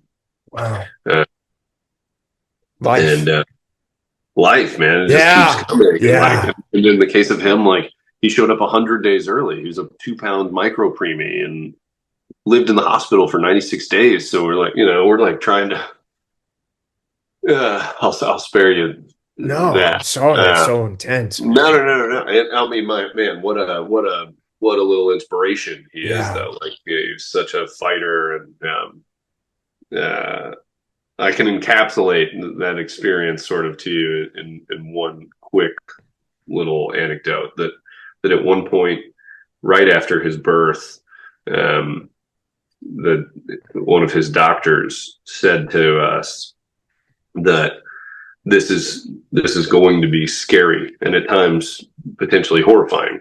But what you have right here is you have an opportunity to find out right now what your son is made of, Mhm. because he's in the right place and you've done all you can do and we're going to do all that we can do. But a huge majority of this battle is his fight. He's got to decide whether or not he wants to be here. And Wow. because like the issue with micro preemies like him, they're born that early, the part of their brain that controls unconscious or involuntary breath, that like keeps you breathing, isn't on yet. And so they'll go to sleep and they'll just like stop breathing. Wow. And so My they're God. like the only kind of little humans that make it out of here in his particular situation are fighters, because he's going to get real tired and he's got to make the choice to just like keep going. And yeah, he was like, people go their whole lives and never end up in a situation where they have to dig deep enough to find out who they really are. And you and your wife and your son are going to find out right now who he is. And man, like, I carry that with me to this day. I still have moments almost daily where I see him and I'm like, God, look at that little badass. Yeah. Like, and I look to the day where like he is doing something, you know, his mother and I were both athletes growing up and his sisters are both athletes now. And all of that sort of is naturally occurring. Like we don't try and push them too hard to do one thing or the other, but they've ended up that way. And he is showing to be that way too. He does jujitsu and oh man, and he like rides his dirt bike and he's like a little badass. But I sort of look to the day where he feels like he's out of gas and he goes like, Dad, I can't do it. I can't wait to be able to be like, son, you got no idea what you can do, man. Yeah, man. Like, but so anyway. What's his name? James. James. Shout out James. Yeah, Jimmy. Yeah. Big Jim, as they called him in the NICU when he was like 2 pounds. It was like I had graffitied it on the side of his incubator. It said Big Jim. I finish up Women of the Movement, and while I'm filming that, towards the end too, I mean, I'm way into it. I'm bloated. I'm, you know, I let them shave a cul-de-sac in my head, and I just lived like that for 5 months. And I get this audition for The Peripheral, and it was to play Chloe's brother, which ultimately went to Jack Rayner, good friend of mine. And so I put that on tape, and actually the same week, I remember the same week that I put that on tape, I put on the Pam and Tommy tape that ultimately went to Spencer. Wow. But, which I showed him the tape the other day when me and him had coffee. I was like, don't get too big a head about beating me. Let me show you what I looked like when I auditioned for this shit. And I show him and I'm like, cul-de-sac shaved in my head. I'm like literally like sitting like this. Oh my God.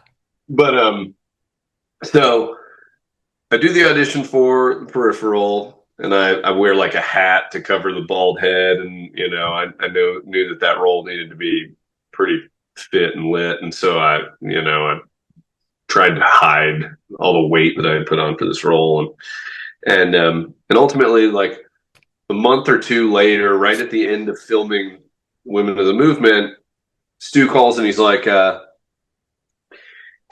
the creators of The Peripheral want to Zoom. And I'm like, didn't we already know that went away? And he's like, yes.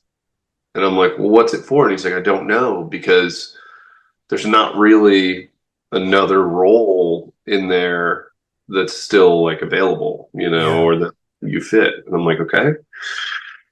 And and I get on Zoom with these two guys,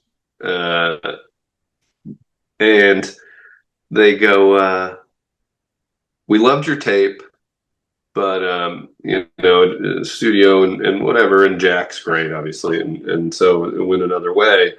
But they're like, we think we have this other role for you. And I'm like, okay. And they're like,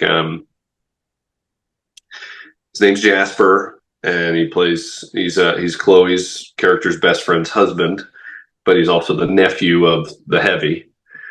And by nature of this show and how season to season timelines can shift and characters can sort of shift and be amplified or decreased or whatever, or like there's a really great chance that this arc turns up, as we go through the seasons. And I'm like, okay, audition. And they're like, no, we just want to know if you do it. And I'm like, this novel is like one of the craziest books I've ever attempted to comprehend. Like I Yeah. read it, but I don't know how much of it I really, Retained. yes, and like crazy stuff and Gibson, just like what a writer, my God. But and so I'm like, yeah, I would love to. And they're like, okay. And so sure enough, like the offer comes in. They're like, it's going to be somewhat slow burn, minimal presence during season 1. That's going to turn up season 2.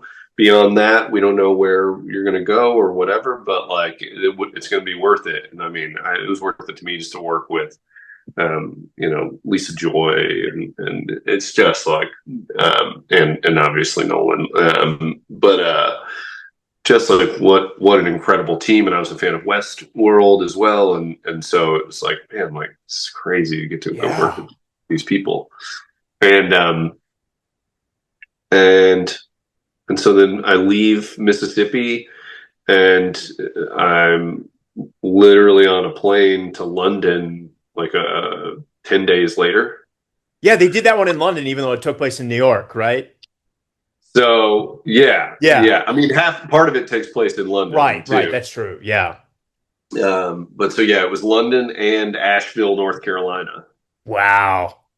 And so yeah, I fly to London and film a bit there, and then I get to come home for a little bit, and then we film the second half of the season in Asheville, North Carolina. And and similarly, man, like they just wrote that character so well for me. As minimal as my participation was in that first season, it still built up to this place where in the end I got to have this really explosive moment. And Lisa Joy and Jonah and Nolan were so supportive and warm, and as was everybody else in that cast. I can't say enough about that cast, Chloe and Jack and Austin Rising and everybody there. I mean, just like great people, and I wish that show would have had more of a fair shake. Like we did that season, and then we got cleared for a second season, and we were all ready to go, and then writer strike happens, actor strike happens, very necessary battle, but we were sort of a casualty of it. Sorry to hear that, man. Yeah, things happen. I don't, in any way, I don't regret like the fight that the unions had to. No, it was totally necessary. I mean, sure. And at that time, we're all on the front lines holding the signs and fighting the fight. But did it feel like, between COVID and lockdown, just like another gut punch to the industry? Could you see that? Totally. Yeah. Of course. Yeah, of course. And to some degree, like it still kind of feels like there's ripples of it, yeah, it was rough. Could you maybe talk a little bit, like for the actors listening, you came up at a time, and like I think every actor who's ever done the podcast who started before 2020 is like in room was the best. Was it a process for you in this pandemic time of like mastering the on tape thing? Sure, which I still don't know that I have it mastered. Because like there's just an entire component missing. Like it used to be that first of all, there was a pressure in going in the room that could like make or break the actor. Like there's a lot of, and some of that pressure is similar to the way walking on a set can feel, because it's nail it right on some sets, it's nail it right now, because like there's not a lot of time. Like time is money. We're trying to get this done, and it's nail it right now with all these eyes on you who aren't necessarily audience, man. They're here doing their job, and they want to get the fuck out of here. They want you to nail it. And so, and walking into an audition could feel like some version of that, where like you needed to be not just good at knowing these lines or, finding this character, but you needed to be able to do those things under the pressure. And now, you could do it 1,000 times and then send in the best take, and that's not necessarily a good representation of who you are as an actor At all. Yeah, and so, man, I miss that part of the exercise. Yeah. I miss. Damn, the sun's like bouncing off my car outside the window. But I do miss that. I miss going in and having to like find the strength within and the confidence to be steady and present despite all of those variables. And then also there was an exchange of energy that we used to get to play with. Not just in terms of like, you're walking into the room with these other people and you're talking and saying hi and like exchanging energy like that, but also that like you got to come in and sort of reveal who you were energetically and how well you could own this room. How well could you come in and own the moment? And there's a lot of that's so valuable on set as well. Like, can they feel you when you show up? And when you leave, does it feel like something's missing now? Yeah. Like, and now like none of that is revealed until you get there. And on both sides, I feel like it's sort of it's a disadvantage now. It's like on the producer or casting side of things. Now you're watching this tape and he feels like one thing, and the work looks good, but then like person gets to set and they don't have that because it took them 1,000 takes to get there. Or it took them it took them 50 takes to get there or whatever. And that's not your fault. There was no way that you were supposed to know that like you had just been fooled. Like you just got tricked. Like, and so I guess that like for me, what I miss the most about pre-pandemic in the room auditions is that there was nowhere to hide. Yeah. That like you just were who you were, and like you couldn't fake that. Like you had to come in there and be able to summon the steadiness to just fucking deliver right now. Yeah. And that's not to say that like that's not to say that that's the only type of good actor out there, and by no means do I mean it like that. Like there's tons of people who show up on a set and they're somewhat fragile and they need things to be a certain way so that they can find their way in, and it might take 30 takes, but then like there is this place they get to that's like, whoa, like that was beautiful. That's valuable too. Yeah. No, it's very important to share that. And I appreciate you because it's so tough right now. And I think you know that better than anyone. But, obviously, like, walk me through Black Rabbit. I mean, it's an incredible show. You're amazing. I mean, you're really, obviously, Jason and Jude are Titanic, and I had Amaka on the show. She's amazing. But, like, That's my sister, man. I love her. I love her so much, too. But, like, you are, you really, without giving, well, I can kind of give it away because it's been out for a while now, but you really are the standout of that with Amaka. You guys just like, there's so many cute, but it's just such an interesting character. Like, walk me through how this came your way. Did you ever go in for Ozark? Did you know Jason? So yeah, no, I did read for Ozark years ago, but for a lot of Ozark's arc, I was on the Deuce, or Women of the Movement, and so there were spaces in between there where I auditioned for certain roles. Actually, the biggest one I ever auditioned for, a good buddy of mine, Eric Layden, got. Oh, the chef. I tried to get in for that one so hard. Yeah. Mark Menchaca. I was like, come on, dude, let me get in for this one. Yeah. Which Eric played so beautifully. Like Yeah, I remember watching him do it and me being like, oh, that's why I didn't get it right there. That's why I didn't get it. because he's so good. Yeah, he's great. He was also a coach of mine in the early days. I I would go love see Eric Eric, Clayton, man. and he would audition coach me and stuff. Wow. Tremendous talent from a young age. Like that dude Yeah. has been amazing since we were all really young.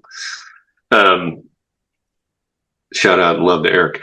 But with Black Rabbit, the only sort of familiar territory was Alexa, and it was a Zoom audition, which I don't love those, but Alexa oftentimes insists upon it. Wow. And so it's sort of like an exercise with her. Like every time something comes in with her, I'm pretty aware that it's going to be a Zoom, and I'm going to have to. There's something about the Zoom audition though that maybe does resemble the in the room pressure, where like it doesn't matter that you're not comfortable with this. It doesn't matter that like this isn't necessarily, something that you can control. There's no, you can't sit here with Alexa Fogel on Zoom and be like, okay, wait, let me start over 35 times until I can nail this. Yeah. And so I enjoy doing it with her, but oftentimes when asked if I want to do a tape or a Zoom these days, I say a tape. Not because of the freedom to do it over and over again, but more because to me it feels more conducive to good work. With the Zoom, I feel like I'm looking into this lens that goes sort of goes against what I want to do, and technical difficulties often arise. And anyway, blah blah blah. So anyway, Zoom audition with Alexa to play Junior, and they ask, they're like, he's got to do a lot of ASL. Do you have any ASL experience? I'm like, yeah, I have a ton. Not true. I had very minimal comprehension whatsoever. Like I could say the alphabet sort of, and I knew little greetings and thank you and stuff like that. But I'm not going to let that stop me. I'm Yeah. And so then they send the audition, and there's like 2 whole scenes just full of ASL. And the audition came in on Friday, and the Zoom was Monday morning. And so I just spent the weekend learning ASL On your own or with a coach? No, on my own. I didn't know who to call. So I was just like, there's a couple different websites that show that you can type in like phrases or words, and they'll give videos on how you would say it, which isn't what I would come to learn, is that like that isn't really necessarily how the language is spoken, that like that's not really how things are tied together. And so I was speaking this sort of like, rudimentary sort of like caveman version of the language. But I found that I was pretty adept at locking it in, and that I really enjoyed the language is the other thing. That like, man, like some of my favorite moments as an actor are when you feel the words in your body, when you're like when you're so rehearsed and you're so in it that like it really is coming from this place within, and like when you're frustrated or you're upset or you're happy, like you can see it in your shoulders, and like and ASL really gives you this route into that. Like it's obviously you're using your hands to speak, but it's such an evocative, like such an emotional language. Yeah. And it just made it so much fun to prep.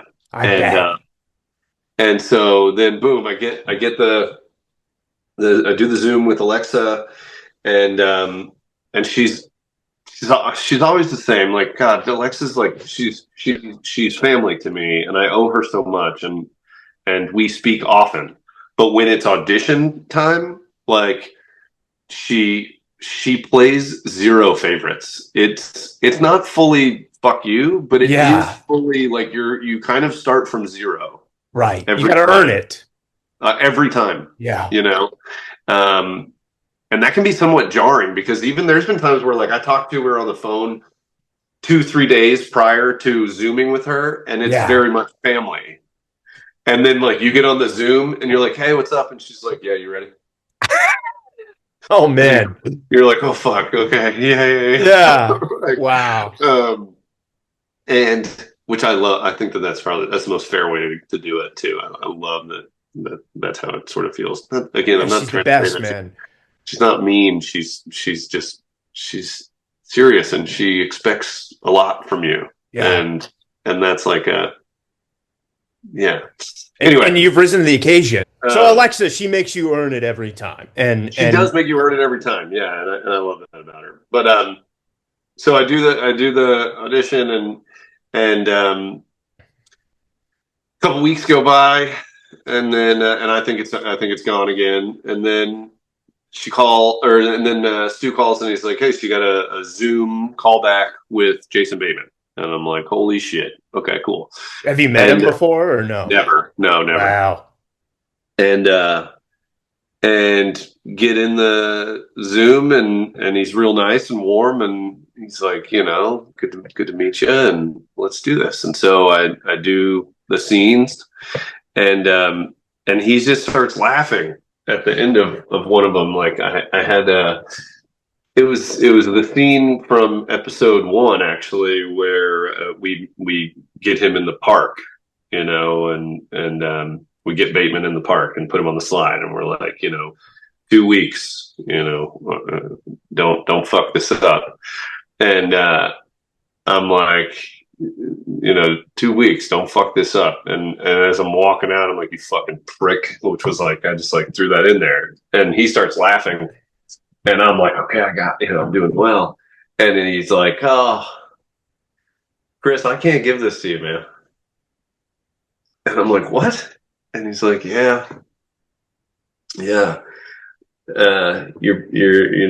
It's a little too, you're a little too like legitimately dangerous. Like, I'm like, what do you mean? Like, What? and he's like, yeah, Junior needs to be more, he's volatile. But he's kind of like, he's kind of like a Nepo baby. He's kind of like, it's not quite this legit. And I'm like, I can do that. I can do that. And he's like, no. What about Babbitt? And at the time, Babbitt like just didn't say much. Like he was more of like a presence, and I was like, man, I mean, I'll do anything to work with you, Yeah. and and he basically said like, I'll do you one better, man. Like read for Babbitt, and that's going to be pretty fast and loose, and we're going to play around, and there's going to be some improv and some ad libbing, and you'd be pretty liberated, if you do a good enough job. And I bet that Babbitt can amplify. I bet that the arc can get bigger. And I was like, okay. And so, sure enough, like 2-3 days later, zoomed again with Alexa, did a couple Babbitt scenes, and yeah, get the offer, and it's for all episodes, which like he wasn't, I don't think, or I don't Wow. know, but to some degree, I learned while we were there that a lot of Babbitt and Junior's arcs um, changed and evolved and grew as we were going, and yeah, by the time it was done, like Babbitt was he's one of my favorite characters I've ever gotten to play. Like, You are so great. oh, thanks so much. Like, it was so humbling to be around those types of people and working with those with artists of that caliber. Not just Laura Linney too, right? She directed a yeah, I was few. gonna say Yeah. Yeah. not just on camera, but like behind the camera, and then also Zach Balin and Kate Sussman are like, they're two of the most, I mean, bar none, they're two of the most intelligent, thoughtful writer, creator, producers I've ever met. Um, that, and I have no idea exactly what compelled them to do so, but that they did me so many favors.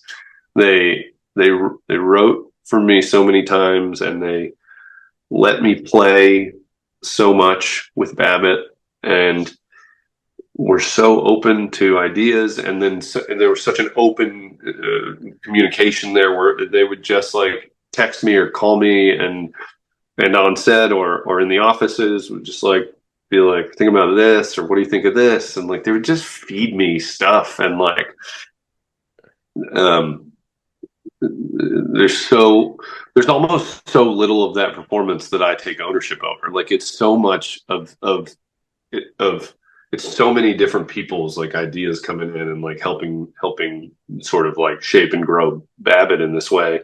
And then what's funny is that ultimately he just kind of looks like one of the only normal guys in the show, like in some way. Like everybody's sort of a show about a bunch of people that are in over their head, like a bunch of people that have sort of bitten off more than they can chew. And Babbitt is certainly a participant in such consequence as a product of being tethered to Junior. But I mean, there's so much of Babbitt's performance that's him like, Jesus, fucking okay, here we go. How is it with Jude too? Because you get a lot of screen time with Jude.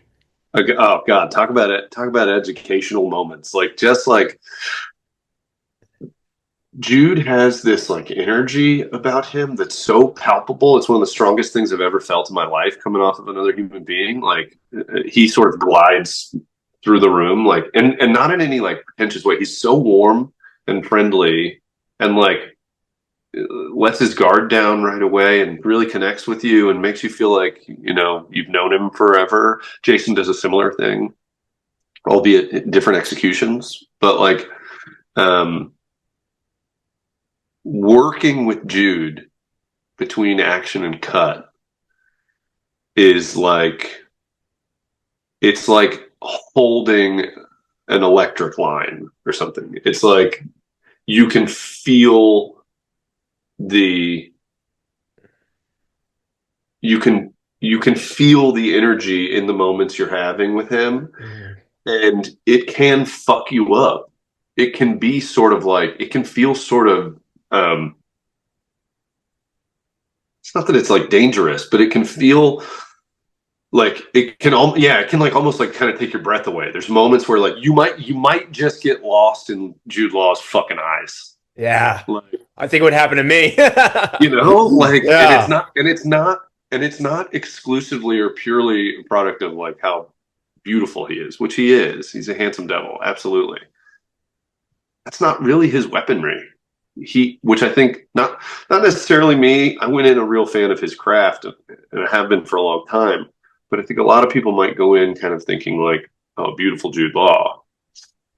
That is not what he's leaning on you with. It's a depth of intelligence and craftsmanship in his eyes, wisdom, like life experience, like that. You can just, I mean, I don't know, but can you just imagine like the life that man's lived, like the things he's seen, the places he's been, people he's worked with, the work he's done, all that shit, all of that like is in here. And like he can sort of like, I just felt like at any moment he could just like eat you if he wanted to in the scene. And instead he keeps it right there in this place where he's playing with you, and it's so much fun. And the scene in the aquarium where me and him are sort of planning the robbery, Forrest is like looking at, or Junior's like looking at the shark and shit. Yeah. I would go every single day and do that scene for the rest of my life. I would do the same fucking scene every day just to keep playing with him, and little things would be different every time, and tone might stay the same, but like it would come from this way this time, or this moment would come up this time, and this one, there was like a volatility and a precision, and it was all threaded together, and it was so much fucking fun. Like, it was like, you know, dream shit. Yeah. Yeah. Um, yeah, I mean that. I would literally, if every day it was like, hey, you got to go do that aquarium scene with Jude again tomorrow at noon, be like, fuck yeah. Yeah. I love that, man. Um, and and Jason, dude, just as much, but again, in like this different way. Like Jason makes you feel like you guys have been best friends or something in a past life or in this life. Like he has this way of like just like, what's up, buddy? Like there's like, and it's not bullshit. No. And he's one of my favorite directors I've ever worked with. Um, because he's one of you. He's one of us. Like Yeah. he's such an actor, and he really he loves directing, but he's so good at coming in and talking to you like a scene partner, you know, and letting your idea come out of you or pulling it out of you, you know, if you need that. And he has such a brilliant way of delivering notes that so seems kind of like off the cuff, and I'm sure that it's far more like premeditated than that, you know, and really thoughtful. But he'll come in and be like, what if you did this? And you're like, oh, that's cool. And you're just like, you just feel like yeah, like you're coming up with a plan with your buddy or something, you know, and you're like, oh yeah, we'll do that. That's fun. That's fun. And he leaves, and you're like, man, you almost feel like that was your idea, Yeah. but it was totally implanted in you by him. Again, I would, yeah, I'd go to work with him every day, and I would count myself lucky every one of them. You know, I could say that about most everybody on that team. You know, certainly Zach and Kate and Jude and Jason. Every day, every fucking day for the rest of my Yeah. life, I would be on time, and I would know my lines, and I'd have an idea. And You now know? it's out in the world, man. I mean, how's that been? You know, Netflix, like they own the game, you know, it's just so Yeah, many households see things that you don't expect in a way that some of the other platforms don't have that kind of global presence, you know? yeah, yeah. I've definitely felt the exposure, and lots of glad handing, lots of compliments, lots of You're love. outstanding. You really are. I'm just Yeah, so proud of you, man. I mean, thanks. you I was a know, little worried. I was a little worried that like I might sort of be invisible in it because like there's so much bigger. There's so much, you know, like even Junior, like he's like louder. He's just like there's maybe more like bang going on there with yeah. it. But now And that you say what Jason said about when you, I see what he meant by like there is a, you know, like you are the tougher one, and then he is the one that is the nepo baby's the perfect description for it. sure, like he would have, Yeah, yeah, he would have died a long time ago if literally, his if it dad weren't for wasn't. you know, or, Yeah, yeah, yeah, yeah, um, yeah. And fuck, man, and Forrest, like he's amazing as well. he Yeah, plays that shit so well, and in no way like is like Junior's not Forrest. Like if you met Forrest, you'd be like, wow, like it's a big turn there, you know. yeah. And he does a great job. Um, love him. So much fun to work with too, you know. Uh, yeah, I mean, it was just a dream fucking job. And it seems like that dream job connected you to the next one, which you have like another big Alexa thing in the pipeline, right? Yeah, yeah, I don't know how Lantern. much you can say about that or not, you Oh know. yeah, not much. Yeah, But yeah, I'm in it. And oh man, I had such a good you're time gonna have doing to that. come back for this one, so I don't want to like Sure, get us sure. canceled, you know. But like Yeah, no, I'm no, no, yeah. no. But Great what time, great people. You know, fuck. I mean, Chris Mundy, like working with somebody like that. Ozark, right? Yeah, exactly. Yeah, Yeah. I Um, mean, and even getting like going to that after doing Black Rabbit and then being on set with Chris and him being like he's buddies with Jason and with Alexa, and so yeah. like he just like got there and he was telling me stuff that he had heard about Black Rabbit or whatever, and at that point I hadn't seen anything, so I was like, wait, so I'm in it? And he's like, yeah, I think you're still in it. Wow. Um, and yeah, What Lanterns was a lot of fun. what is interesting you, I mean, as someone who's had an iconic career like you have, and I truly mean the word iconic, Yeah. what are there things now that, with obviously the business stopped making a certain kind of movie, and I'd almost say now it stopped kind of making a certain kind of like TV show that we loved in this kind of peak era of television, and jobs are fewer and far between because you have people that 5, 10 years ago just wouldn't be doing three, Nicole Kidman's on like five TV shows, I know. Yeah. and it's Yeah. like it's pushing everyone further down because the people that used to do that are now guest stars, and guest stars are I know. co-stars. I know. Yeah. It just I'll tell you this, just the other day, it had been long enough to where, this job that I swung at that I really wanted, and um, it had been long enough to where I knew that it had gone away, but then like I figured like, oh, I wonder if they've announced like who got it or whatever. It was fucking Giovanni Ribisi. I'm like, no oh, I'm like, way. what the fuck? Like, I'm I'm like a Ribisi purist. I feel like I was like being like that guy's the fucking man when I was like fucking 10 years old. Totally. Like nobody knew who the hell I was talking about. I was like, that guy's a fucking, he's a beast. And like to to like end up, trying to going into it thinking I was going to be annoyed, like, oh, who the fuck they give this to? It's like Giovanni Ribisi takes this role. I'm like, fucking, I would have given it to him too. Yeah, I What the know. fuck? Didn't know he was gonna go in for it. Yeah. Yeah. So yeah, the landscape's definitely, it's different and yeah, maybe a little tougher. But Theater, all that being something said, interests you or no? say that again. Theater, is that something that interests you? Totally. It's not something that I've ever really done other than, in high school.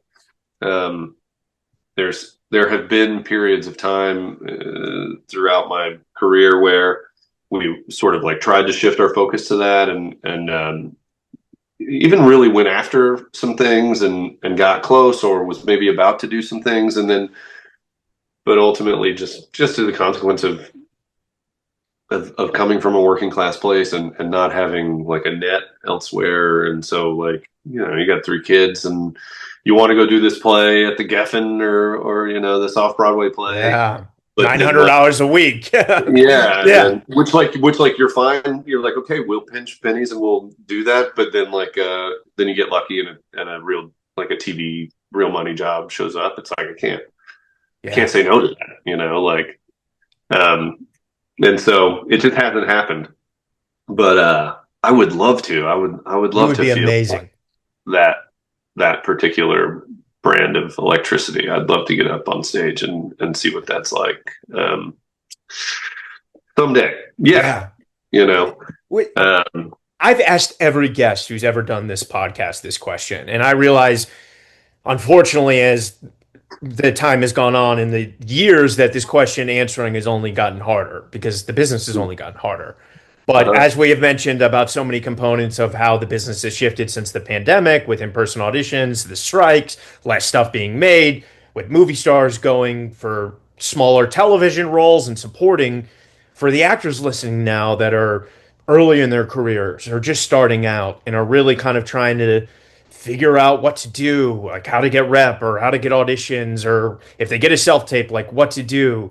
If it were you starting now, any words of wisdom you might have for those fighting the fight? I'll say, well, anytime somebody reaches out to me that's like, hey, I'm thinking about doing this, thinking about moving out to LA, I'm thinking about moving to New York, thinking about, wherever. My first thing that I always tell them is don't. And then I always follow that up with, if me telling you not to do it is enough, to stop you, then you really shouldn't do it. Then you really, really need to stay away because you're gonna eat shit. You're gonna fail. Like unless you're one of the Nepo baby. yeah, or like the handful of lottery winners that Yeah. happens here and there. But most of us, me included, like as we talked about in the beginning of this, like pretty much ate shit for like 5 or 6 years in the beginning, and um, perseverance and discipline, are just such crucial ingredients. But I would say that like if you're already out there and you're trying and you're auditioning and you're in the grind already, like you've already you're past that point where you've decided, you've committed, like this is what I'm going to do. It is it is about the work, and it is about how you specifically do the work. And so find out what that is. Like what is it that you love about this shit? What is it that makes you keep coming back? What is it about the prep process? What is it about the audition process? What is it about when if and when you get on a set? What is it about that stuff that you love? Because so much of this arc, this career, is gonna be failure, is gonna be rejection, most of it. And if you are the type of person who complains when it gets hard or gets discouraged when you fail, or who can't handle uh, 4 auditions a week with very little prep time because like it's just so much, man, you're gonna have a hard time. Yeah. Because that's the job. So much of the job which is ironic because so much of your experience is going to be the word no, but so much of the job on this side is the word yes. Is, hey, can you turn this in tomorrow? It's 9 pages. Yep. And then do whatever the fuck you have to do to get that done. Yeah. And for me, what's been the most crucial ingredient in being able to accomplish that or handle like such a workload is that I found out that whether you are paying me or not, I love taking these words and figuring out how I want to say them and why I want to say them like that. And then on the deeper into that mind work that I get comes this alchemy within. And I love that feeling. I love the experience of like prepping this shit and then it like sort of exploding out of me in this way that oftentimes all of the sudden feels genuine, feels authentic, feels like I'm really feeling it. And on the other side of that work, whether it's on set with cut or again, no pay in the basement in my little audition studio, whatever. On the other side of that scene, there is a high that I get, and I'm hooked. I'm addicted to that, and because I found what I loved about it all, and have just committed to, I'll do whatever I got to do to feel that high again. It doesn't matter how much you want to throw at me or how many times you say no, you say no, you say no, you say no. That's fine. Next.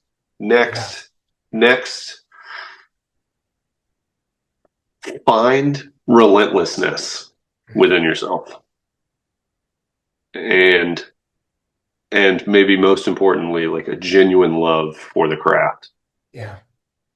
Because okay, yeah. the other thing that I think is valuable about those two things is that nobody can take that shit away from you. Yeah. You can't stop me from loving this shit. Yeah. And and and my relentlessness is something I control. Again, like if if if if the part of my skill set that I'm leaning the most on is relentlessness, then like by fucking definition, it doesn't matter how many times you say no. In fact, bring it on. Because like that's what I'm here to do is keep going. Fucker. Love that. Fuck yeah, Like, man. you God know? damn. Thank you for sharing that, man. I know that's not Sure, an easy sure. question, and it was an No, no, no. But incredible answer, and I identify with so much of what you said because it has been the relentlessness, almost in like I hate to use it, but like in an addictive way of like, well, I know the answer is going to be no, but I'm going to show up anyway. that's right. Yeah. That's exactly right. Yeah. And thank you from the bottom of my heart for opening up today. Your fearlessness, your dedication as an actor, as a human being, just on a human to human level, you're such an amazing person. There's so much life to you and experience, and your willingness to give back to me and to everyone listening now. It is like one of the greatest episodes I have ever done of this podcast, and simultaneously Thanks, man. everything I created this for. So thank you for truly, man. I can't use this phrase enough. From the bottom of my heart, this was amazing. Thanks, man. I had a ton of fun with you. I mean, I Uh, could speak to you for hours and hours and dude, we hours. And fucking I have. know, We fucking I know. But have. I'm actually going to say something and you're going to think I'm fucking insane. But like, dude, when the next thing comes out, you got to come back on for part two. Let's go. Yeah. Like, I feel like there's so much what I could touch on with you. And dude, you're a legend, man. And I kind of already got it answered, but like, what's next for you? I don't really know.